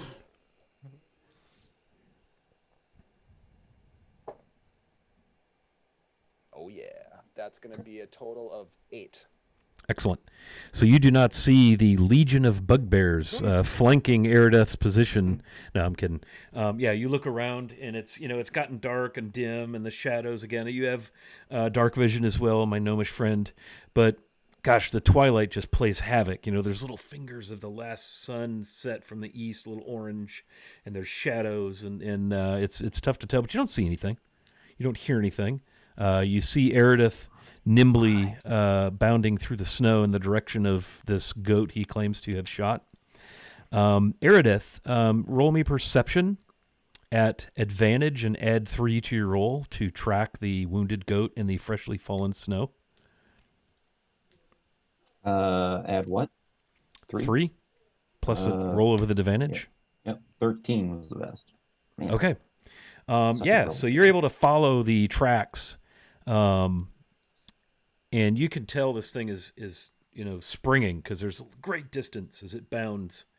But it's easy to tell this is your hit because there's spatterings of blood along the way, and you follow this thing for maybe 40 feet or so, and then you find it down in a thicket of brambles and such. But it is down, it is out, and your arrow is embedded in its shoulder. Oh, my arrows vanished after they hit. So your arrow is not embedded, but the signs of your arrow are in the shoulder, and you have Okay. yourself a young male mountain goat, probably Is 80 it- pounds. Is it dead or just dying? It's dead. It's dead. Okay. Yeah, 13 hit points. You did 14. Okay. Hebney pulls out his axe and just, or actually, no, I don't have an axe, do I? He's gonna thought I field had dress an it. He's gonna field dress it with a warhammer. As I'm reaching gonna for it, Tenderize the It's shit out of that tenderizing thing. the meat. That's right. I do have a knife, Okay. so I'll gut it. Okay. Roll me a survival, Hebney. Ooh, that is a dirty 20. Nice. So you're able to gut this thing and start to strap it open and field dress, and you notice where the wound is in the shoulder. There's about a 4-inch area where the meat is darkened and the wound is gross. Oh. You know, yeah, don't eat that part. just gnarly, nasty. There's even a foul smell. The rest of the animal smells like any kill you've had, but definitely where the animal was wounded, there's a rancidness. It looks like the skin and the meat have just died. You've never seen a kill spoil so quickly. I'm gonna cut around that very with a lot of attention to Okay. making sure that I get all Yeah. of that out. You have to get all the way down to the scapula to get at it. So you've lost a picnic shoulder, if you will, that one side of the animal. But there's ribs, there's back strap, there's rump on both sides, and there's the other shoulder, and the brisket down the chest. So you can field dress this guy. It takes you a little while, but As he's kind of cutting around the necrotic part, and I'll just sort of look down and go, sorry about that. That's okay. The important thing is that we've got meat on the menu. Mhm. I think we should bury this spoiled bit though, so none of the other animals eat it. While he's finishing the peel dressing, I'll go okay. bury the. Yeah, I would say it would probably take you about 45 minutes to field dress this animal quickly. I mean, I know you're not making, butcher case looking cuts. Just get the fur off, get the bones out, the entrails, and back to the camp. So your companions Eridith and Hebney are gone for probably a good 90 minutes, well over an hour, before they return with a goat, at least the meaty parts of a goat, or some red meat, I should say. I'll let them describe it, but they're back. Go for dinner, my friends. I think Finally, I was about to eat one of these horses. The horses live another day. I think goat what we'll does do not. is we'll hit the pause button, take a break. We'll just take like a 5-minute bio break, stretcho type thing right here. And when we return, it's goat for dinner and set watch and into day 4. So thanks for everybody hanging out. Sure appreciate that very much. And we'll see you in 5 minutes. So about 3:20, we'll be back. Don't go away. Don't go away.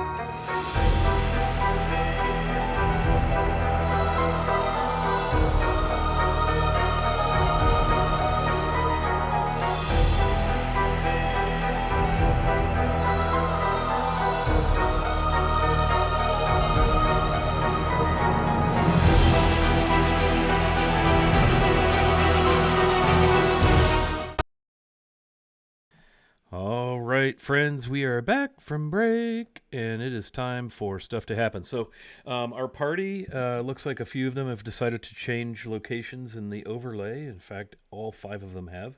So I will scramble about and straighten that around, and they're going to have some goat and then set watch.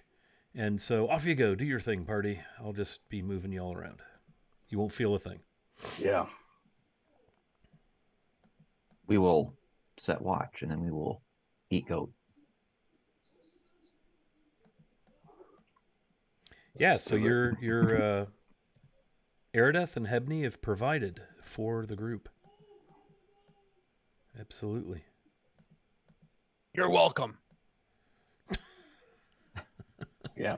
Took a long time though.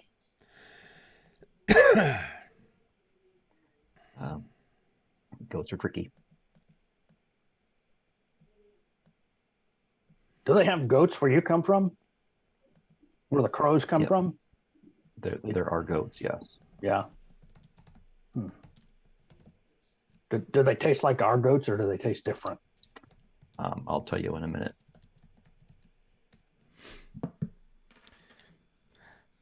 All right. Just a- Baldwin, Go ahead. Baldwin, you're a bit of a chef, aren't you? You're muted. What's that? Can't hear you. He's more of a mixologist. Yes, I'm more of a mixologist, but I do have some, alcohol-based recipes. Anything we can do with this meat here that might be interesting? Well, goat can be tough, so some sort of marination or basting or something might be the ticket. Like a vodka sauce. I do have a little something interesting in my bag that we could use. Well, the meat's been tenderized, if that helps. See that? It looks a little smashy.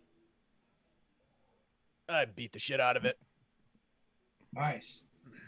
Yeah, we could probably come up with something with my bag of herbs and spices that I use in my brewer supplies, and I have the starter of a vodka batch that could impart interesting flavor and nuance. Sounds perfect. Maybe a goat mule or something to wash it all down. And of course, I have parsnips.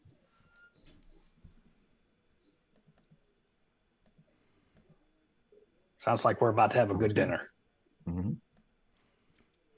Yeah, so you get your dinner together and roast the goat. Everything's good. It feels good to have some fresh protein. Been a lot of trail rations, a lot of dried this, dried that, or no meat at all. Was a long 10-day out to Oracold, and you're already, this is the conclusion of your 3rd day out of Oracold, and it's just nice to have a fresh kill and fresh meat.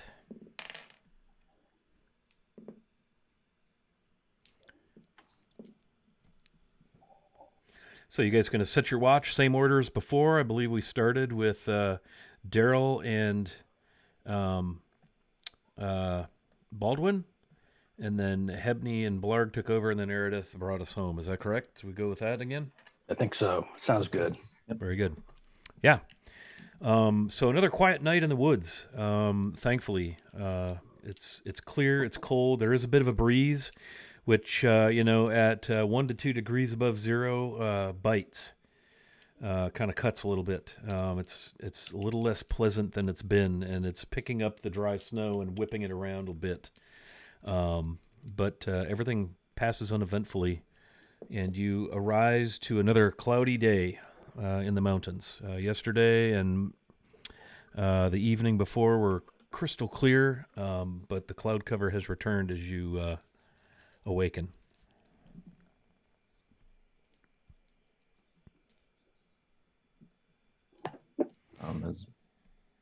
As everyone's stirring and rising, I will once again kind of bring the fire to life. Okay. A little more goat for breakfast, maybe. Yep, fry up some goat. Daryl will kind of put his pack together, and then he will also kind of usher everyone along to try to get everyone back onto the road, because it's clear we've got a plan. I think, and he's going to revisit that with the group Great again, plan. just to make sure that everyone wants to go forward with Blarg's plan. Blarg's going to look for crows, see if they've returned. Okay. No sign of the crows. It's quiet.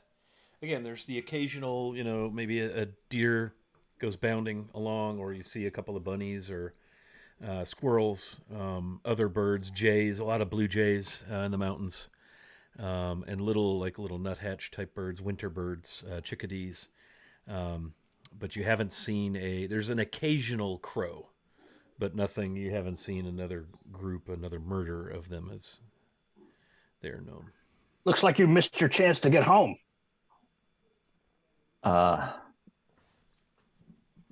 Perhaps. I'll just sort of roll my eyes and continue on what I'm doing. Well, in a way, we're lucky, because if you were gone, I don't think my plan would work as well. I'm key to your plan. Well, I didn't say you're a key, but I mean, I think having a skinny, gray, sickly-looking elf helps the plan. And to be fair, you did say key, Blarg. You said something about a key. Yeah, I need a key. For no question about that. The plan's not going to work unless I get a key. Hebney, I know you're kind of the point guy when we're in marching order on horseback on the road, and you do see coming up out of the south what looks to be a track. By track, I mean like a group of people. You see where a wagon was alongside the road and has been pulled away by a horse or a mule. You see what looks to be numerous sets of boot prints and hoof prints. And it has the boot prints kind of trail down to the south off the road back into the woods. There is a bit of a cart path that they are following down into the woods. But the wagon, by all accounts, it looks like the wagon never went down the path.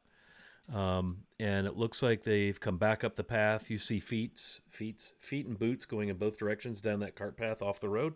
And then you see the whole troop has moved off to the west. And everything looks reasonably fresh, like they've been made this morning. Because you could see the signs of where snow had been blown and drifted, and these are all punched through the drifting and the blowing. And it looks like there's maybe a group ahead of you on the road. Probably not too far along. Does it seem as if they're in a formation, as if they're organized perhaps, or is it a little bit more willy-nilly in terms of the tracks? Yeah, once you get, you see that they've pulled onto the road. They've done so in single file, most assuredly to hide their numbers. Tuscan Raiders. Tuscan Raiders, sand people, yes. Shit. Bunch of nerds. Yeah, so it looks like they're in single file. It's tough to make out numbers. It's numerous. But recent, very recent. Very recent, yes. Yeah, because you can determine that by the fact that we had some wind last night and a lot of snow was strewn about and blown over and drifted, where this snowfall that came down out of Aracold had settled and leveled, and there hadn't been any wind. And so the wind stirred it up pretty good last night, and these tracks are punched through where there might be signs of drifting and so forth. So these are tracks from this morning. Blarg, do these look like orc tracks to you? Blarg will take a look at them and see if he can. Roll nature. I'm sure that'll be just fine. They're booted feet and horse feet, hooves, in fact. You got a 4. Does a +2 help? I mean, you can use one, but it's hard to determine. They very obviously are bipedal, humanoid-sized booted feet. Yeah. It's hard to tell. They look like they walk on 2 legs. How Well, far ahead can he actually can Hebney see? Like how far ahead do these tracks go? They're running in front of you. So Okay. as far as So the as eye can far as I see, can you know, see. the road turns Got and it. turns and bends and so they're headed the same way that we're headed, yeah. essentially. And it looks Just- like they may have maybe an hour on you at the most, maybe But less. they dipped into the woods and then came back out. Yeah, they're like as you came upon the site, it looks like there was a wagon and maybe a camp set up right on the side of the road, but away from the road to the south, deep into the woods, and you're in a little bit wider opening. It's not quite so sheer and canyon like. They go down into the woods away from the road, but the tracks you're seeing are the tracks of them coming back. They're pointed toward the road. You could, you know, by the boots, you could tell where the heel and the toe is. And then they fiddled around at the wagon, got on the road, and they're headed west just ahead of you. The What do you wagon. make of it? Does the wagon look damaged? It's lines in the snow. Oh, we don't actually see the wagon. No, you see the We see the signs of the tracks. wagon. Sorry if I gotcha. wasn't Okay. clear. No, Yeah. no, I got you. Any signs of combat or anything like that? No, it looks like they were just camped out near the wagon, and you just mashed boot tracks. So, you know, everything around the wagon is pressed pretty. You know, the snow's pretty well packed down. Yeah. What do you make of it, Blarg? Do we Yeah. investigate or just keep going? Well, it looks like whatever we would investigate's in front of us. Well, they were down in the woods here, if you could see where those tracks come up. Yeah, I see it. Perhaps they camped off the road. Yeah. Couldn't take their wagon down.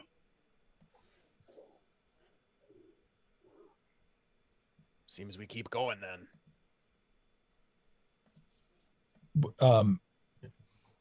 Daryl asked the group, you know, if we could, because we could, can we, how much faster can the group go? I guess he'll ask, you know, Hebney and Blarg what they think as to could we pick up the pace? Well, these horses can probably run. So maybe what do you think we should try to catch them, or should we kind of hold back and just let them go about their business? Well, I don't know about you, but if I were walking down a road and there were a bunch of horses running towards me, that would be kind of a provocative move. Faster we Maybe move, the there's less some sort of stealthy we spell are. to, like, look at them from a distance. Wizard, do That's you a have good a spell call. like that? Not a wizard. He But can from the tracks, I mean, there's wagon tracks, but there's also footprints. So yeah, and like it looks like people are they're all, walking but alongside. it looks like they're all on horseback. The footprints were around where the wagon they were was, but they gathering got up, all okay. mounted up and onto the road. Yeah. But still, there's a wagon, which is going to make them a little slower than us. At probably just the same. Anybody who wants could roll. I would say we'll go with survival again to see if you could determine by the distance and the footfalls of the horses if they're walking, trotting, cantering, galloping. You know, does it look like they left in a hurry and really hit the gas, or? Got it, 19. Well, hell, yeah. So it's easy to tell that these horses are walking. we got a 4, which is consistent. Yes, they're not clipping along. They're not at any advanced rate of speed whatsoever. So if we wanted to try to catch up, we could just get our horses to go a little faster than us. Standard walk, but if they got a wagon, they're and I probably a will little slower say than us that, anyway. that you're on mostly untraveled snow, aside from the group in front of you. So everything is going to be muffled, footfall wise. It's not going to be horses on stone or hard dirt. It'll be more of a duller. You know, if you were to be galloping, let's say, you know, it wouldn't be quite as pronounced and crisp. Well, I'm pretty sure this isn't a goblin attack. The goblins would be attracted to a wagon like this, but you know, I think the difference here is that the goblins would have probably eaten the horses, and we'd see a lot of horse bones. So I don't think this is a goblin attack. I think it appears to be another group traveling happens to be ahead of us. And with a wagon, they're going to be probably naturally a little bit slower than us. So if we just keep on our pace as we are, we'll probably catch up to them at some point. I think that's probably a good plan. Okay. So quickly along the road then, yes? Same marching order or riding order in this case? Mm-hmm. Yeah. Okay. Same one. Very good. So you make your way. Hebney, I assume you're going to be on like super duper DEFCON 5 red alert. Oh yeah, keeping a keen eye. Just set your die on a 20 and lay it in front of you. There's my perception. My 20, yes. Yeah, so you ride on and in a couple of hours, eyeballs trained, looking all around, trying to follow the track, which is easy to follow, and it's right down the road, ambling along. And before long, you round a bend, and you can see, several hundred yards up the road, very clearly the forms of, people on the road, folks on horseback, in a wagon. Probably 200-300 yards up the road ahead of you. You've just kind of come to a bend in the road. You're probably only a couple of hours out of Blasingdell at this point, based on any mappage that you have. Do they appear to be human, or can I tell like race? They seem like numbers? medium sized. They're in cold weather gear, so they're in hides or cloaks, that sort of thing. Maybe a couple of them have blankets. They look to be human sized people on horseback pulling a wagon. Approximate numbers? Yeah, you can make an easy head count. There are 5 individuals on horseback. And they are indeed, there are 3 in front of the wagon. The wagon is being led by, there's a horse pulling it, obviously. No one's on that horse. And 2 behind. So a total of 5 riders. We'll probably overtake them at our current pace, casual pace or whatever. Yeah, will be easy to do so. As we approach, Hebney will just call out, "Hail and well met, travelers!" As they not getting right up behind them and freaking them out, but right? Kind of as they're, give them a warning that we're coming. Yeah, it's as you're within, 50 feet. The back riders bring their mounts around and head back in your direction. And you see as they grow closer, they're very clearly they look adventure-y. They're armed with swords. Packs, saddlebags on the horses. They've got cloaks. Looks like they're bulky enough that there's some armor. Human men, red-faced from the cold, bearded, scraggly looking, and they, pull up their horses. Well met, travelers. Where are you bound for? Blasingdell. Us too. Perhaps we might ride along together. Safety in numbers out here on the road. Have you seen any trouble on your journey? Well, our journey was meant to see some trouble, I'm afraid. And he kind of thumbs over his shoulder, and the other one nods kind of grimly as the party rides up. We took a job, and we investigated a mine not too far from here, a dwarven mine that had been sealed off by some rockfall. And sadly, we have the miners with us in the wagon. Sorry to hear that. Yeah, some group of 4 dwarves were killed in the rockfall. And they look at Daryl and Baldwin, and they kind of bow their heads just a little bit. Sorry. Don't know if you're from Blasingdell or you're aware of any of the miners or mining activity or you have family in these parts, but we've recovered 4 bodies and we're headed back. I get the sense that they're being truthful. You could always roll insight. That's pretty good. 22. Yeah, there you go. I'm also rolling insight. Okay. Dwarven insight, mind you. Which is crappy at a, Well, you've already been into your ale barrel, morning ale and all. When am I not? So as you're talking, you try to read these guys. They're each wearing swords. You can see peaks of a chain shirt, They're high hard boots, dressed for winter. They look well equipped. You see like the pommel of a dagger and a long sword. And obviously you can see the long sword. It's a long sword. And the wagon has stopped, and the other riders have stopped, and they are slowly making their way back to where you're conversing. But these guys are looking you dead in the eye. They've greeted you in a gruff but friendly manner. They've shown no signs of aggression, but their hands, each of them has a hand on the pommel of their sword, one hand on the reins. You could very well tell that their wits are about them. They're seasoned adventurers, but they seem to be exactly what they appear to be. And they seem to be, very truthful with you. And even their awkward sort of, head bowing to Daryl and Baldwin, and as they mention the fallen dwarven miners, seems to be sincere enough. Daryl asks him, if you wouldn't mind telling me what's the name of the location of where the mine that you were working in? Oh, geez. The Grumpy Dwarf Silver Mine. Okay. Just on up the road here. We've been on the road a few hours this morning. They sent us to see. They hadn't heard from the miners in some time, and they sent us to investigate, and we found that the mine entrance had partially caved in, and all four of these poor fellas were crushed. Are they? Daryl asks them if they've been hired out ever for other missions around the area.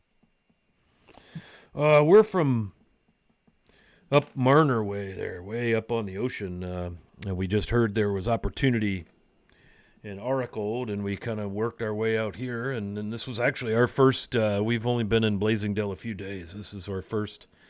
And as he's kind of just telling you this female kind of leads the other two guys, all human, and she's got this under her hood. She kind of throws it back. She's got this shock of red hair, tied back, braided, very chiseled, weather-looking gal. Very, very nice cloak. Again, long sword. She has a short bow hanging on her mount, and she nods. And who might you be? She says.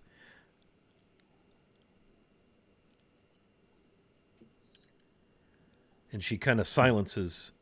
They stop speaking as she rides up. The rest of the two guys that you were talking to. We're traveling to Blasingdell. My name's Grumpy. Giselle Copperpot. I lead this group. This rabble. And she kind of chuckles and elbows one of the guys, and he kind of playfully kind of cuffs her in the back of the head, and then she looks at him like that might have been a bridge too far. Hi, well met. We don't hail from Blasingdell, but we've worked our way backwards to this mine to have a look at these poor souls and found them crushed, and we're bringing them back. Do you get them the notion that the cave-in was accidental, or was there any sign of, I don't know, orcs afoot? No sign, but they're thick in these mountains, we're told. Yeah, but the mine looks like it had a rock slide above the opening. Some of the bracing had broke, and wasn't the finest example of a mine I've ever seen. Hastily put together, but there was only 4 of these boys up there, and well, they've met their end. So we quickly tried to conceal the opening best we could, get the rocks, kind of close it in case next to kin or whatever. But we're taking these poor boys back to Blasingdell at the request of Sergeant Cullen, the captain of the guard. 25 gold apiece, for the trip. What was the name of the sergeant again? I didn't hear you quite. Oh, yeah, sure. Sergeant Grendar Cullen is the captain of the guard up in Blasingdell. He's the one who employed us. Again, Giselle Copperpot from up Marner way. You all recognize... Boys, introduce yourselves. You all recognize Marner as the seat of government in Ratic, the capital, up northern end of the country, up on the coast.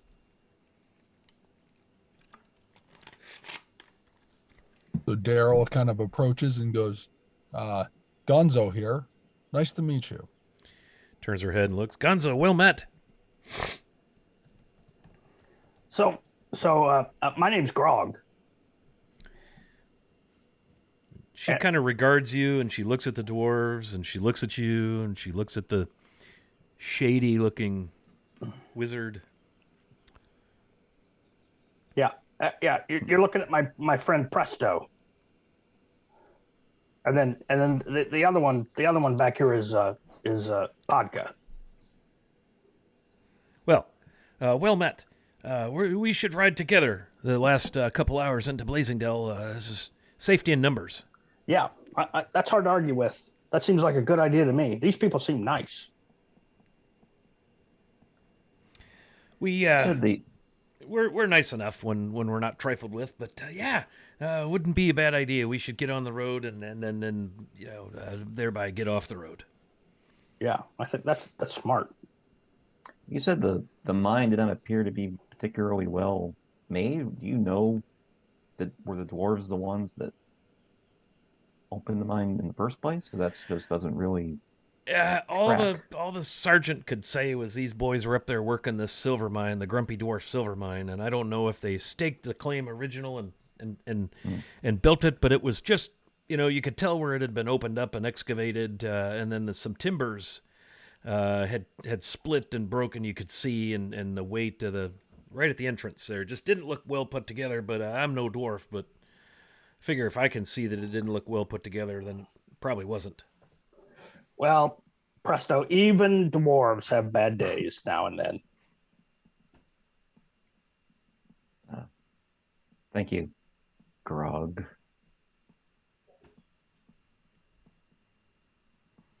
So back to Blasingdell? Or on to Blasingdell? Aye. Yeah. That sounds good. All right, so they fall back into their order. I don't know, you guys going to trail behind them, ride beside them? Probably fall in behind them. Let them lead the way. It'll be good to be seen with people who are recognizable in town, I think. Especially if they're on the good side with Sergeant Grendar Calm. Yeah, it might be an easy way for us to actually get into the town without being looked at suspiciously. Sure. Okay. Very good. Very good then. So you trail along behind them, and they're not on any record-setting pace. They're walking along. So you'd obviously have to slow your pace and, follow along with them. But after a few more hours on the road, you start to see rooftops and curls of smoke. Let me get my mappage together here.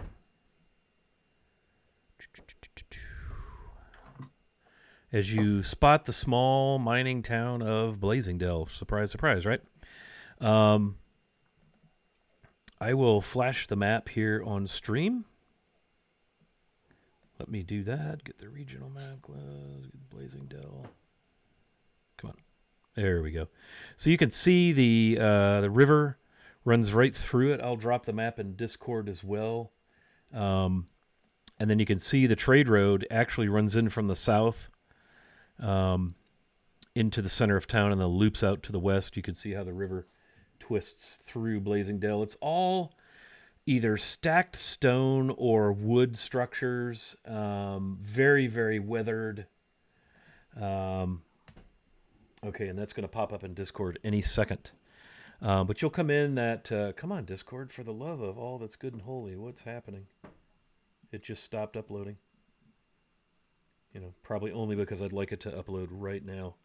But I do have it on stream there. But you can see how the road winds into town. Kind of from the south, you see the river.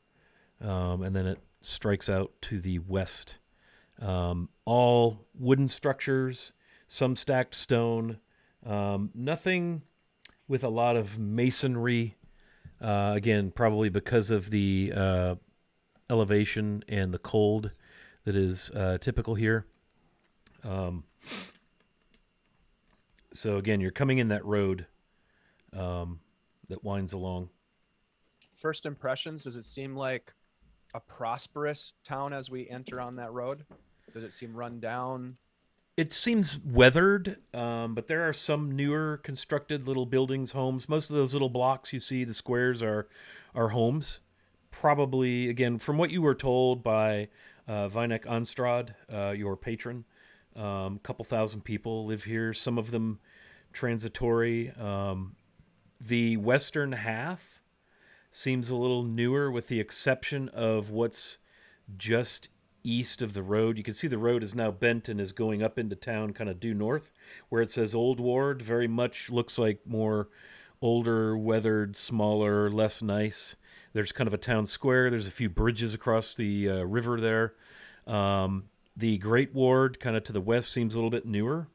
Like maybe the town has expanded across the river in more recent decades. But it's nothing fancy. There's no stone keep. There's no towers, anything like that. So they said she kind of looks to you and says, "We need to make for Sergeant Cullen at the town hall, kind of just off the town square. The Griffin's Nest, if you're seeking lodging, is going to be the place to go. It's just over the main bridge, second building on the left. You'll find it warm and dry, nothing fancy. The food is good, the ale is decent, but that's pretty much what's here as far as lodgings and so forth. If you need gear, there's an outfitter right on the square. Tolm's Superior Outfitting, superior to what I'm not sure, because that's it. But it's a mining town, so all the gear you need for mountaineering and mining, or whatever your business is here, you should be able to find there. Small as this is, they're well stocked, I assume, because it's the only spot along the road between Arkhold and points west into the Theocracy. Anyone in particular that we should steer clear of in town, or any troublemakers we should know about? Oh, she kind of rubs her chin a little bit. Nobody comes to mind. It's good folk here. Wide variety of people from all around. There's some folk from the Pale, the Theocracy West and Niron. There's Radicons. There's even some neural refugees have made their way. It's a good mix, mostly humans. A lot of dwarves, some odd sorts, but again, we've seen orcs? No orcs. Orcs are thick. In the region, there's been raids, and there's small farmsteads and little logging sites and things that have had some issues, but nothing in town. There's some half-orcs in town, but they'll give you no trouble. But again, we've only been here a few days, but folks here are nice enough, suspicious as they ought to be, this far from civilized life, but no, good place.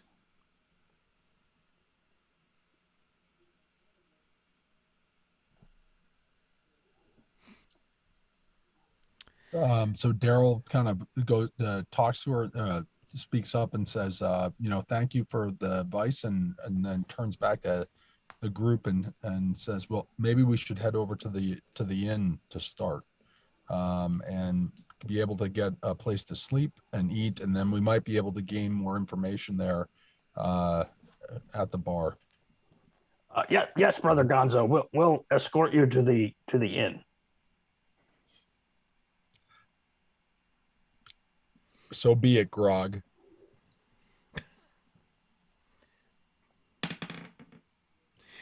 She eyes you rather severely as you're talking to one another, based on the cadence of your speech.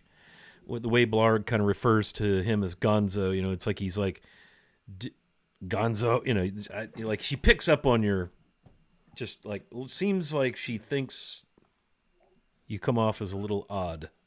Like you can read that on her, as she's making no attempts to hide her investigative interest in her new companions. Giselle, if we see you later, perhaps at the Griffin's Nest, well, we'll buy you a mug of ale. Aye, we'll take you up on that. Dry throats and all. It's been a bit of a journey. You've done good And a recovering those sad bodies. end. A sad end. Their families will thank you. No doubt. No doubt. I'm sure there will be services at the temple to Ula in town here. But yes, well met indeed. Yeah, make for the Griffin's Nest. Sorel is the lady in charge there. Fine young half-elf woman. She'll take good care of you. Well, thank you again for letting us travel with you. Of course. It's our pleasure. And all the guys, kind of shake hands and with you. And, it just seems like exactly what they've described themselves as, a group of adventurers. They all seem to be more of the martial, all probably fighter class type folks. She might be a ranger. It's hard telling. But they definitely look seasoned, confident. Probably not folks you maybe want to tangle with necessarily.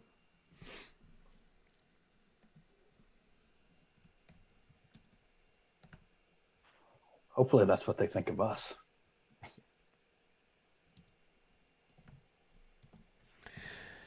To the Griffin's Nest?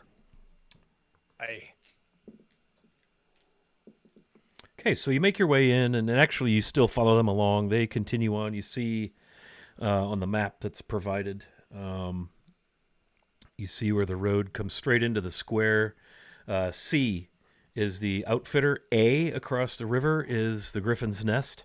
A lot of the houses, very close together. Mostly, again, simple wood frame structures. Some of them have got what looks to be kind of bound sheafs of straw or something packed in around with mud around the foundations. You assume as sort of an insular attempt at keeping the warmth in and the cold out. A lot of little chimneys with smoke, the smell of wood fire going as you make your way in. Again, the old ward on your right, very clearly the old part of town.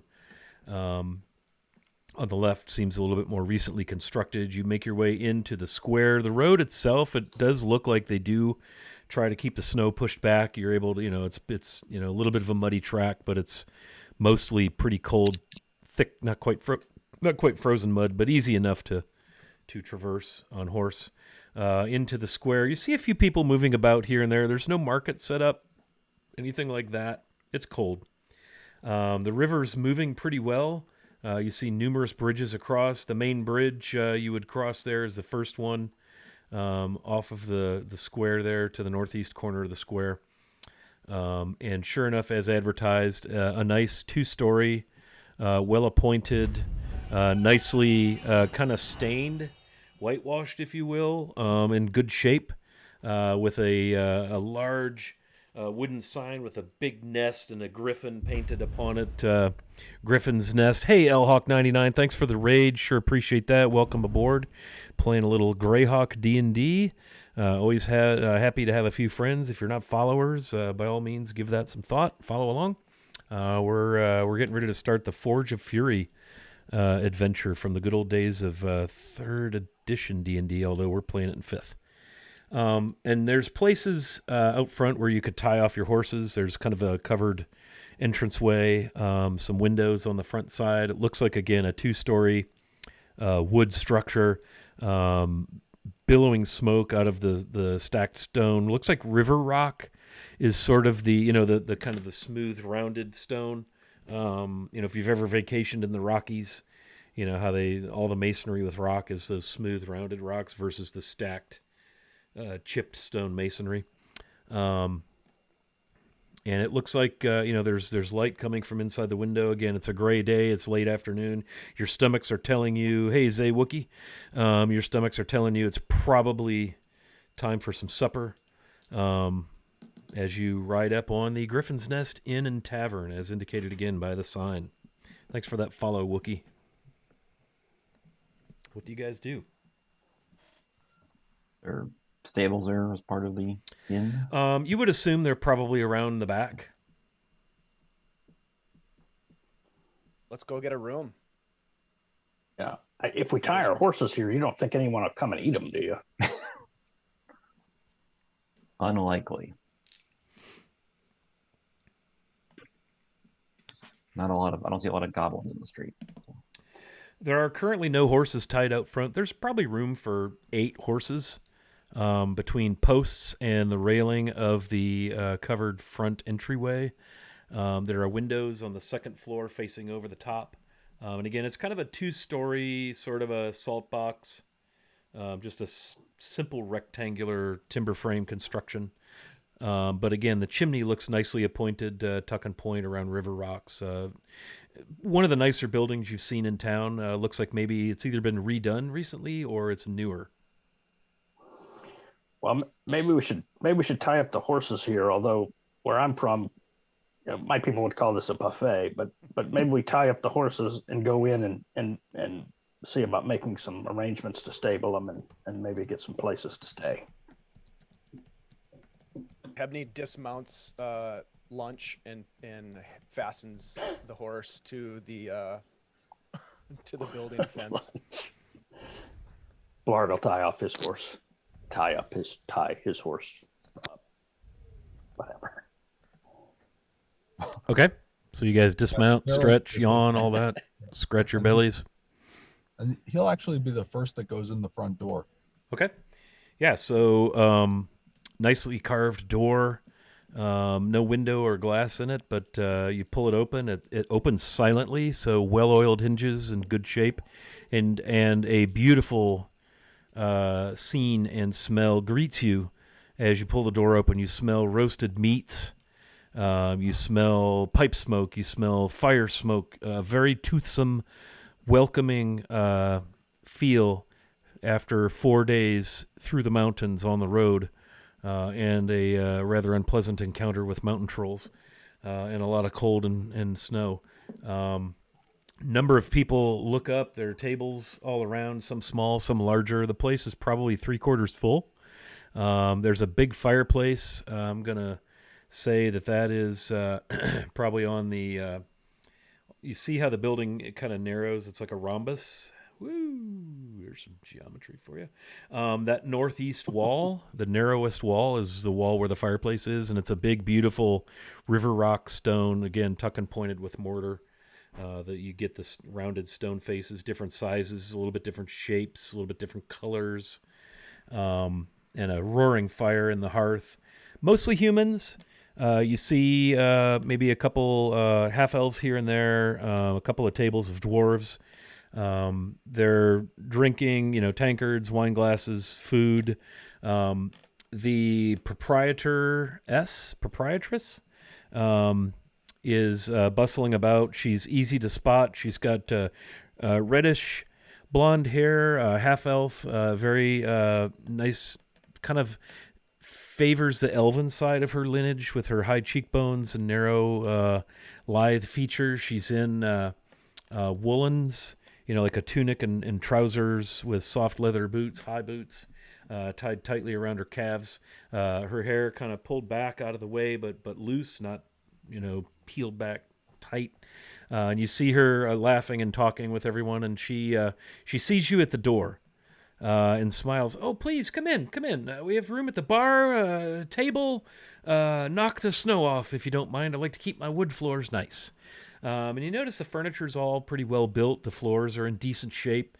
There's a staircase going up to the second floor that kind of runs deeper into the building and disappears. Everything is lit with sconces, like candles, or very small torches, kind of encased, some in glass, some more like in cage, if you will, for lack of a better term, like meshing. But it's a cheery, toothsome crowd. Some people look you over. Most people turn, see you, and look back. Nobody gives you much of a second thought, even with a goblin in your midst, as you enter the Griffin's Nest.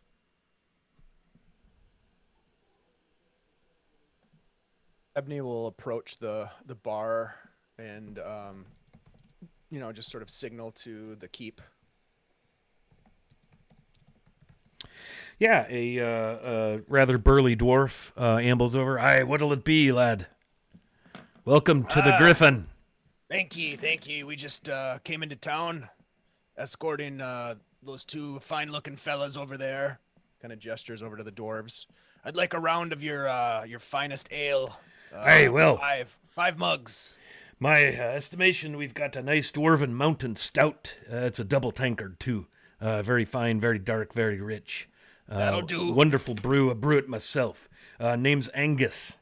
Angus, pleasure to meet you. I'm Grumpy. Ah, lovely. A grumpy gnome. Just what the world needs, another one of them. Hey, welcome, well met. And he kind of claps you on the back. He leans over the bar. He's clearly up on a like a scaffolding or something, because he's, if he were down on the floor, because the bar is human height. And he's got his beard braided and tucked into a thick leather belt with a dark metal buckle, wool tunic. I'll have that ale to your table almost before you get there. I'm gonna try out that smile I've been working on. He kind of stops for a second.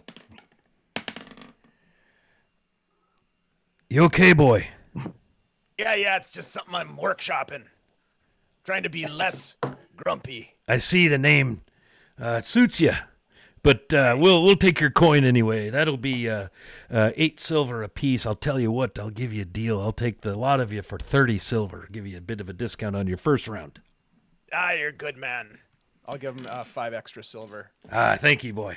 Big table over there near the fire. Take the round one. It's still open. Looks like that's you and the other dwarves, and that scraggly looking. That elf looks like he needs a meal or two.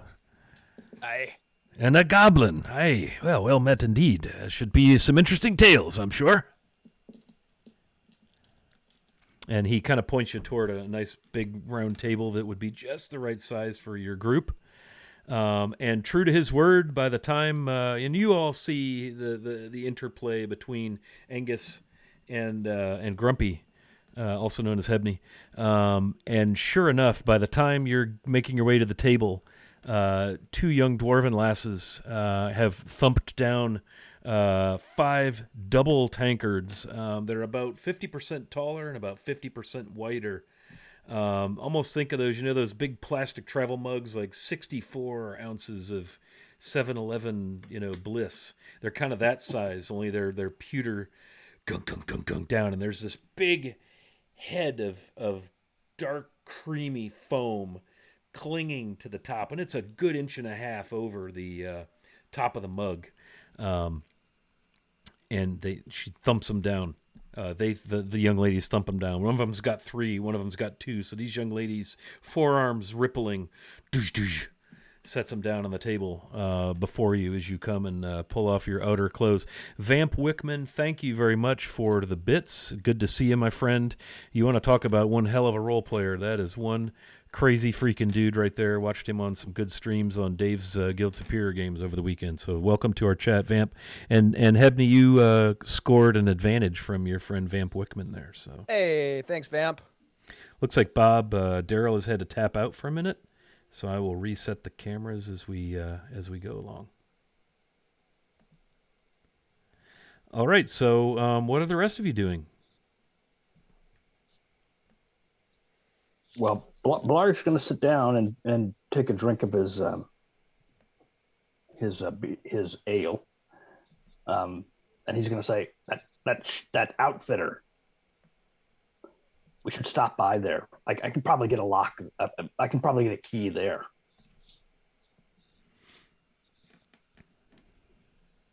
Seems reasonable. That sounds about right. But I'm in no hurry to do that. We can sit here and have some drinks, maybe some food. Yes, that sounds good. Yeah, the place is bumping, if you will. And again, for those of you in the chat, they are in Building A, which is just across the river by the largest bridge, the Griffin's Nest Inn and Tavern. We are in the town of Blasingdell, situated in the river valley, the Loa Grim River Valley, into the Rakers, playing Forge of Fury, classic Greyhawk D&D module.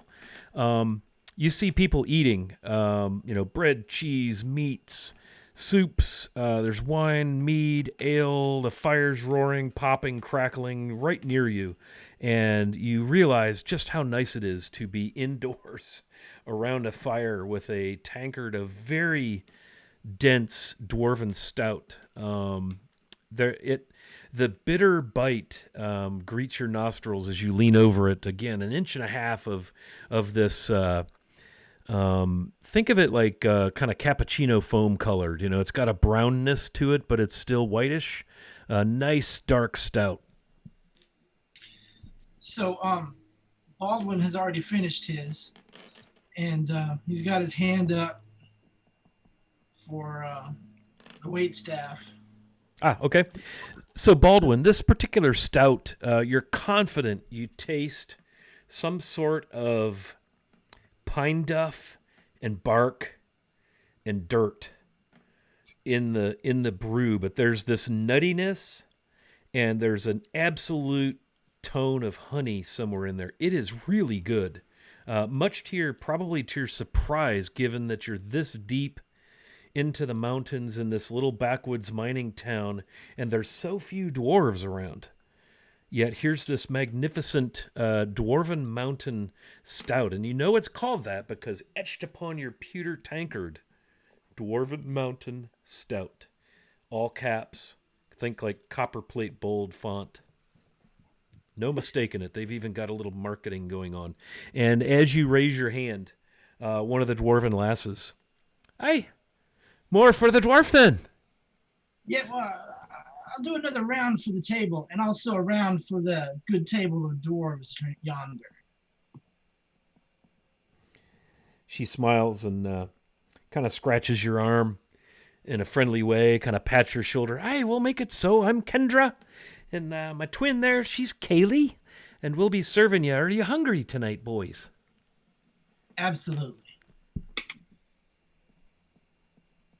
Well, let me run down the menu. We've got boar ribs, we've got baked mountain goat, we've got roast venison, we got the good cheese, that's the rock cheese, we got common orange cheese, a little waxy, but it'll do. Fresh, crusty bread, potato soup.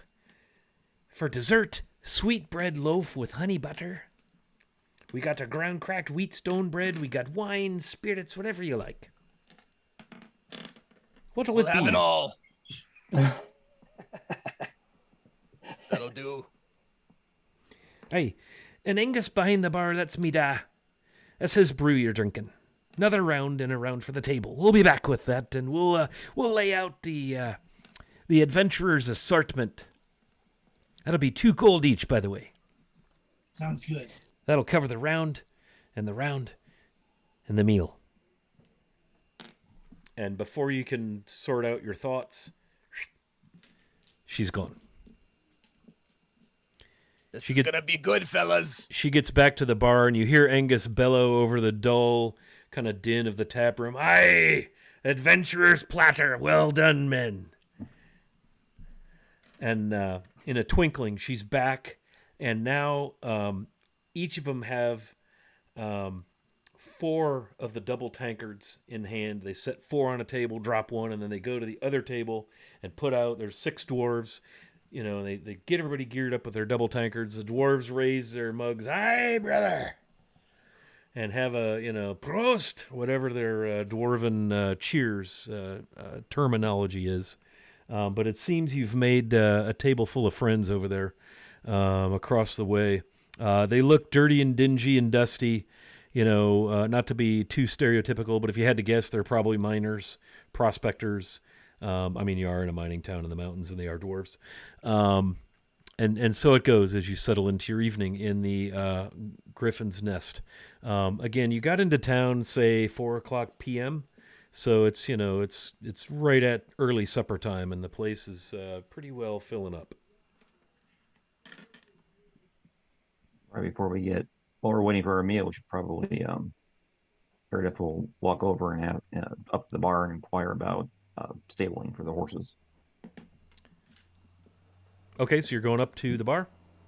Yeah. And just say, is there a stable attached to the inn that we would be able to put our horses in for the night? Hey, Angus comes up. "Hey there, boy, you look like you need a meal, boy. Good thing you got the adventurer's spread there coming, because you look a little peaked there. But we'll take care of your mounts for you. It's a gold apiece for your horses, and that'll get them brushed and fed per day, stable. Okay. Do I need to? Pay now do would I be take great. Where do I take the horse? Oh, I'll send my men out to take care of them. The stables are back yonder. We'll take care of them for you. Just put your gold on the bar there. Okay. I will. Is it 1 gold per horse, right? Yes, so 5 gold. Yep. If you need rooms, rooms are 1 gold single, or for a 2-man room, gold and 5 silver. Okay. We'll find out what. I'll talk to my friends and we'll come back for that. Very well. I'll send Miss Bank down out to greet you proper. She's the owner. She Much waved at you appreciated. when you come in there. Pretty slender lass there. But mind you, don't get handsy. She'll cut them off. Noted. And then I'll crack your skull. Doubly noted. And I'll take your friendliness to my daughters. Appreciate that very much. I'm sure he'll be tipping nicely. And he kind of winks. Quadruply noted. Yep. And I will go back to the table. Very well. So there's, the typical tavern. There's loud conversation, some laughter.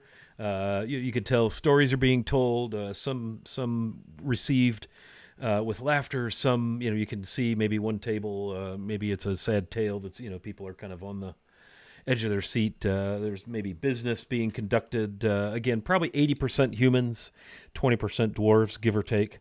There's a few half elves here and there, but the staff is primarily Angus behind the bar.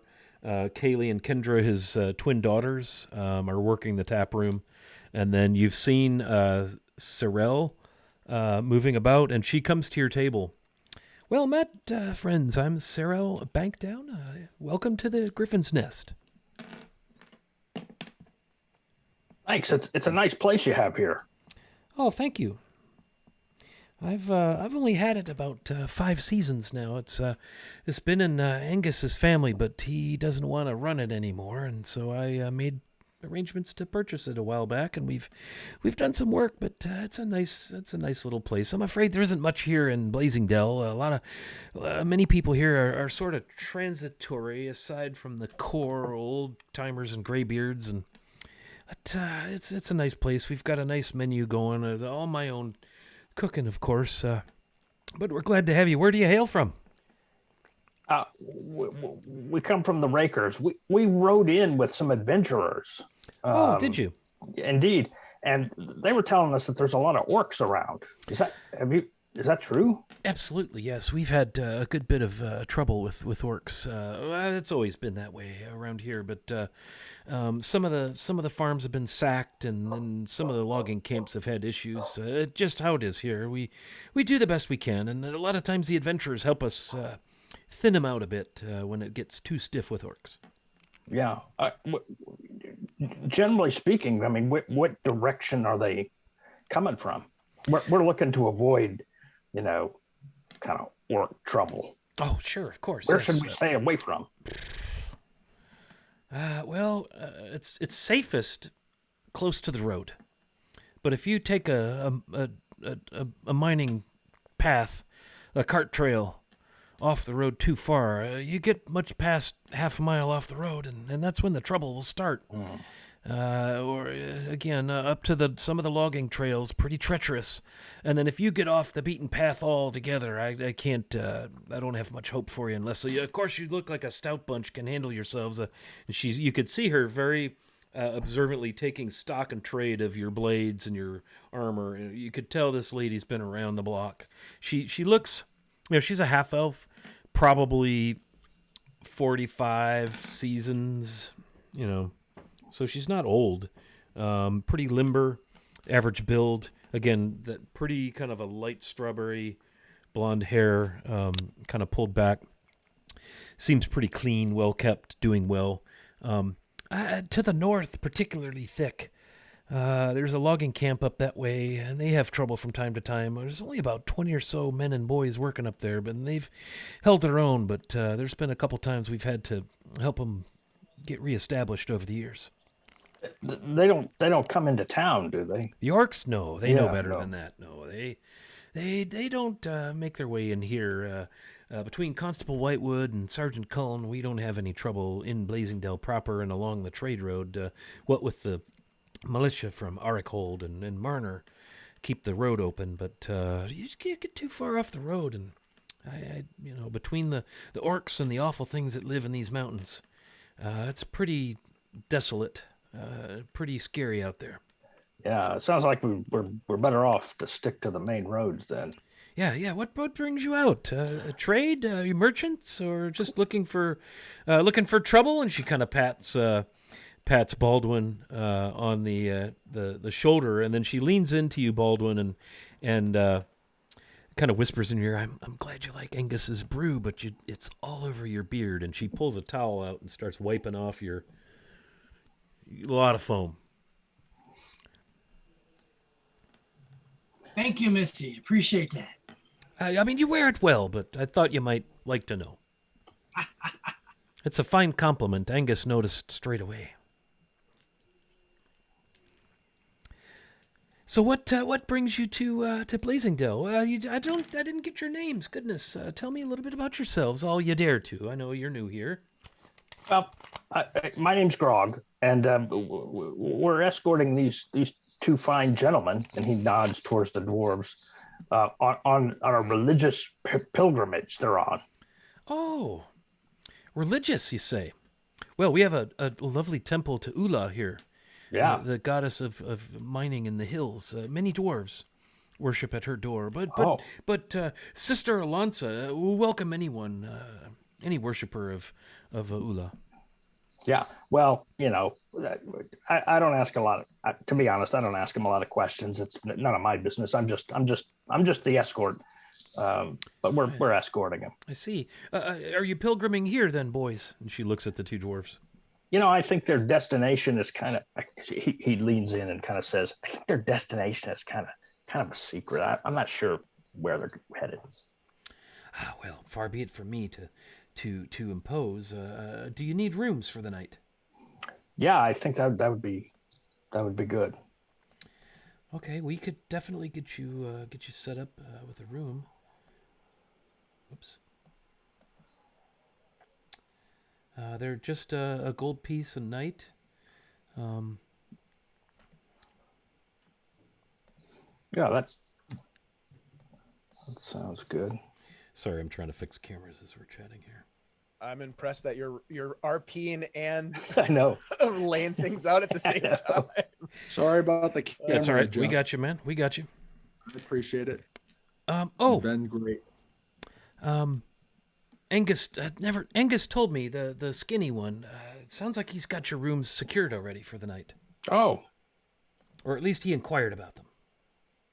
Yes. We've got single rooms are a gold, and a double room for like a room for two would be like, maybe the dwarves might like that since they're here on a prayer journey. Those are a gold and 5 silver for a double room. Each of the rooms has we can get you a nice hot wash basin. There's little stoves in there, so you can have your own fire. It gets cold up here, as I'm sure if you're coming in from where'd you say you came from? Oh, we came from Raddick. Right. So you've been on the road a bit and discovered our hospitable fall weather. I see. Yeah, it was kind of a long journey, pretty snowy. Yes. Pretty cold. Hope you had no trouble on the road. No, we've been sticking to the roads. That's the best plan.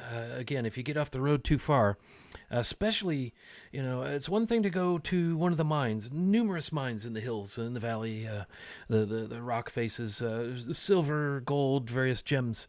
It's been a good, productive area, but dangerous. But once you leave the mine areas and just strike off into the woods, I warn against that. Very dangerous.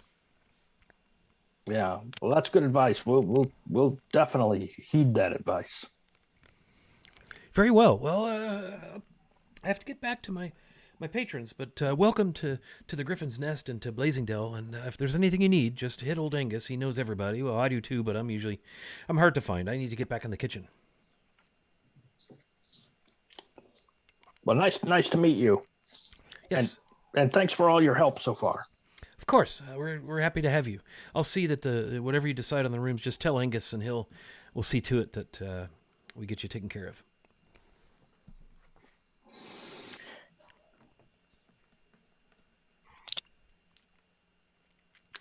Once she's gone, Blarg will say to the group, "Sounds like we know where to find our objective, and once we get the lock, the key, we'll be ready." In the logging camp.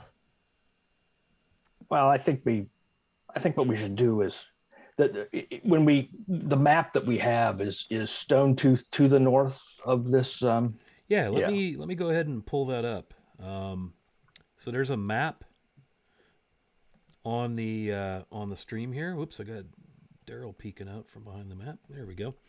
And that is the map that you were given by Vinek Unstrad, your noble patron back in Caverick's Cove. And that rocky outcropping, then you can even see that it gives you the nice topography, the elevation numbers there.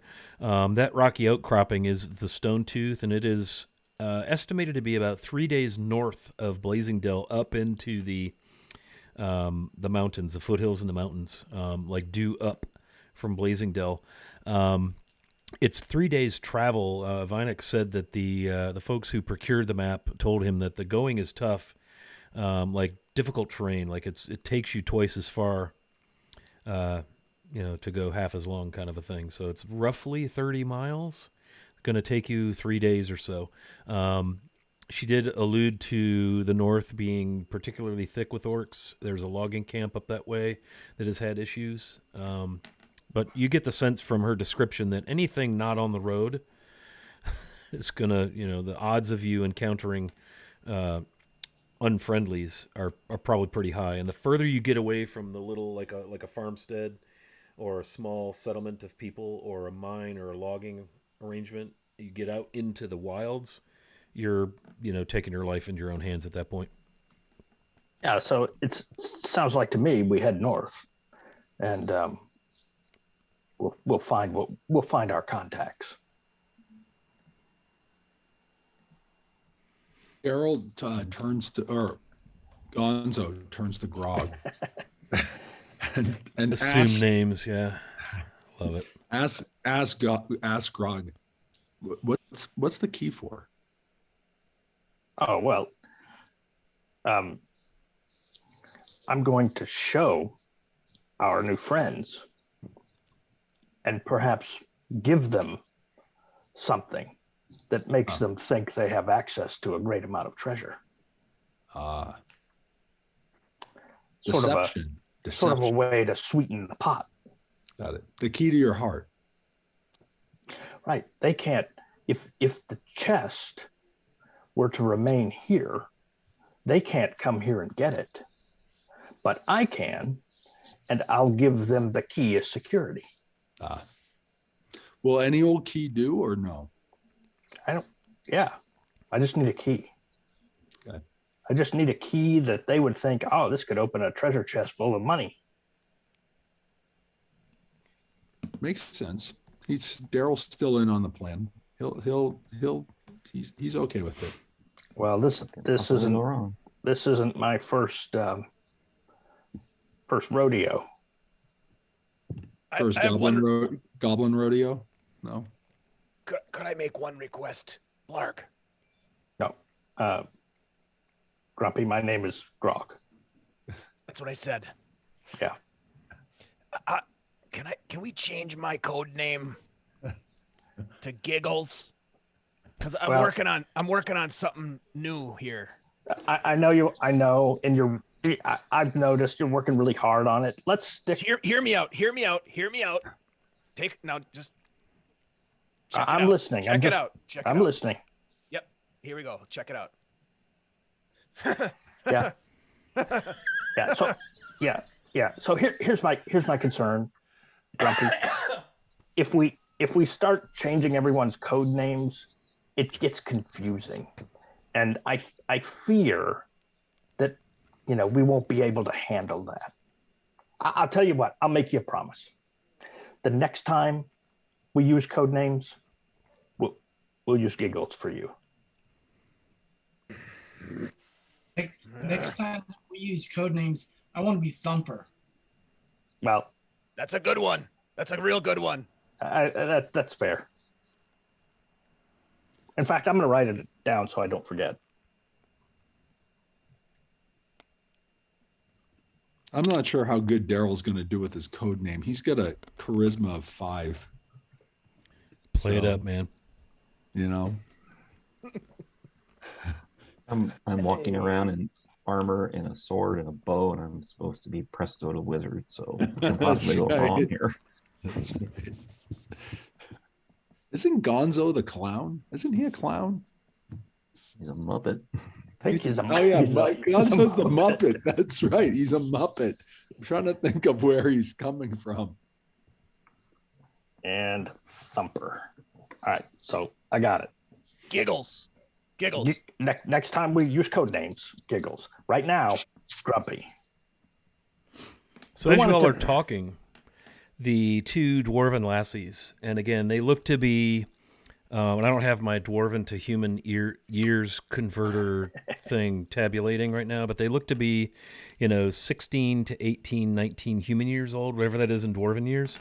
They come out with platters of boar ribs, baked mountain goat roast venison, very, very nice light cheese, crusty white bread still steaming, a small kettle of leek and mushroom soup, a kettle of steaming thick white potato soup.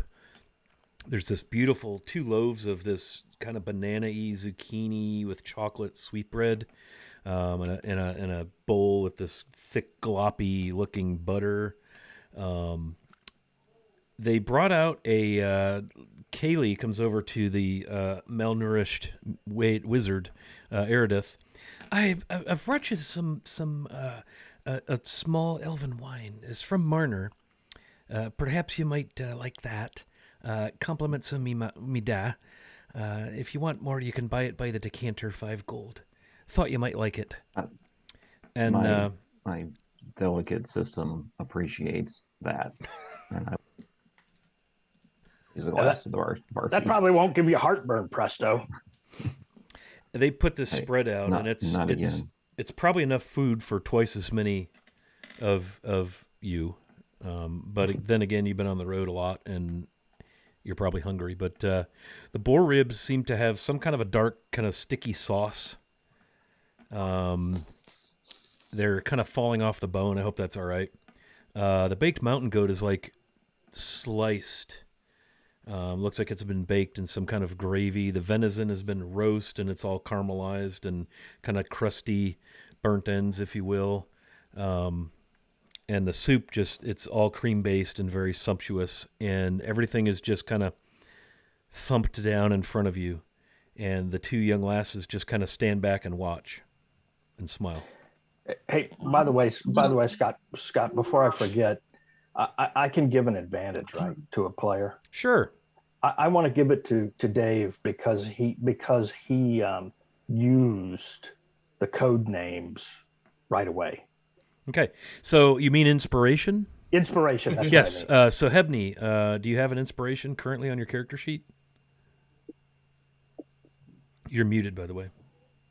I do not. Okay. Well, you do now, courtesy of your friend Grog. Grog. I was going to Glarg. Thanks, Glorg. Grog.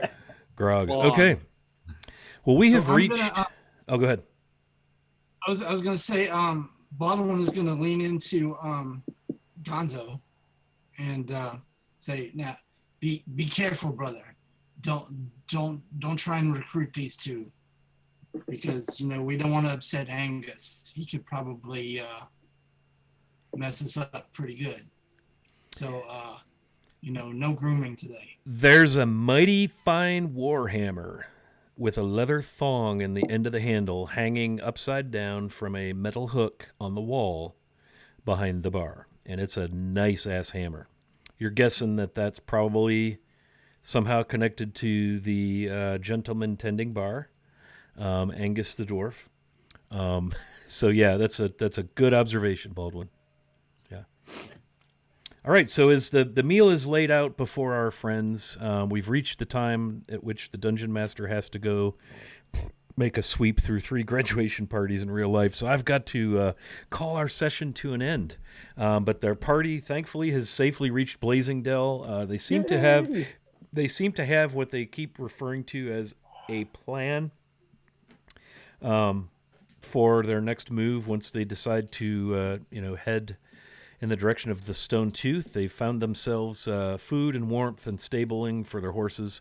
And so it is here we're going to do quick outros. Let's go around the table. Where can our viewers who are rapt and avid fans find you on the internets? And while you're doing that, I'm going to figure out where we're going to raid. So Baldwin O'Farrell, also known as Enoch Pratt, where can our fans get more of your foamy bearded lusciousness? Well, I just put my Instagram in the chat. Excellent. It's kind of a catch-all place for my nonsense.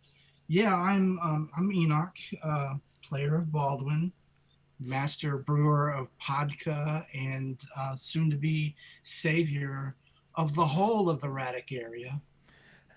Looking forward to our next game. All right. Very good. Let's go right above you to the malnourished elven wizard. And just for the record, Erideth Carwin is a fully healthy Shadar-kai elf, arcane archer, not a wizard. We poke fun, but yeah. And it's perfectly fine. Yeah. Yes, hello, friends. I'm Carl. On the Discord, I am Carnage, both with a K. The only place I play D&D is looking forward every second and every fourth and the occasional every fifth Sunday of the month, right here. There we go. Yes, and to that end, guess what next Sunday is? Fifth Sunday. It's the 5th Sunday, so we're going to be right back, and we're going to check out this plan in its action phase. So I can't wait to see that. I mean, it came from a mastermind. Yes. It's a great plan. I love those plans. Speaking of linguistic goblinoid masterminds, let's go ahead and get a little information on where we can find Blarg and Chris when they're not doing this. Sure. Tune in next week to watch Blarg buy a key. Woo! 3.5 hours. I know. I'm not going to sleep between now and then. Hey, everybody. I'm Chris, WikiVA on Discord and Twitch. My Twitter handle is some combination of my name and the number 6. To watch me play Dungeons and Dragons, this is the only place you can see it, because this is the only person foolish enough to invite me. But I love playing in this game. A good group of guys. I play Blarg/Grog, also known as Jonathan Cumberbunch. And it's been a great game so far. Looking forward to next Sunday. Yes. When the plan is unveiled, yes. Or enacted, I should say. It's been unveiled. Daryl Nimblebottom, also known as Doc Shoulder out there. Where can we find you, buddy? Thanks, Scott. This is my name's Bob and Doc Shoulder on the channel here, and I play Daryl or Gonzo, or actually, it seems like next week you can just call me Bait, is what my new name will be. But I can't believe you guys agreed to the plan so easily. Hey, the dice, they made the decision, so a play here, and then on Friday nights with Phantom, Friday Night Crusades, playing Castles and Crusades. So nice. Those are the only 2 places. Cool. Very good. Last but certainly not least, all smiles, all giddiness, lots of giggling, no grumpiness. Hebney, the really cranky gnome guy. Oh, gosh. First off, Scott, thank you so much for running us through this. This is super fun. This is a great group. If you're not following this channel, you should be. My name is Dave. I play games and produce games and run games over at the Guild Superior Twitch channel. Please come over and check us out. We've got a long-running Greyhawk campaign going on Wednesday nights, and we just got done with an epic fundraiser for No Kid Hungry. We raised over $8,000 with the help of a bunch of other streamers over the week. It's still happening. Today is the last day, so you can check that out. There's links on our Twitter. We're fixing to pop in there. We're going to raid into the Games Tavern, so that'll be cool. Awesome. Very cool. Yeah. So thanks for doing this. It's been a blast, and I'm looking forward to our next adventure. Awesome. Hey, Mike Disney's here. Good to see you, Mike. We're just wrapping up the stream, but we're going to raid into the Games Tavern, so don't go away. Glad to have you aboard, Mike. Did put Dave's info into chat, so you can follow that stream. Guild Superior, highly recommended. When they're not salt marshing, they're also smashing the crap out of things as Vikings, and then they ride children's bicycles or something. I don't know. It's just all manner of TTRPG goodness. If you did miss the stream today, we are VOD, and then I do have it on the Wily Hobbit YouTube channel. If you really, really need to see it 3 or 4 times really bad, I mean, can't say to blame you there. The game schedule, right now we're going 2nd, 4th, and 5th Sunday with this one, 1:30 p.m. Eastern. Every other Monday, we play Mysteries in the Dalelands, and the party is about to arrive in Saltmarsh in the Dalelands. How about them apples? So we're going to be playing Saltmarsh for quite some time.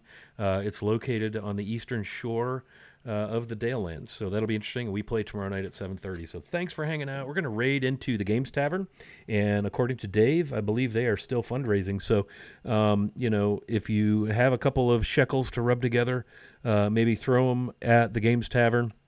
It's to help kids not be hungry, and who doesn't love that? So please give them a look, and we will see you again next Sunday, same time, same deal. So take care, and let's go raid. Give them a shout from Wily Hobbit.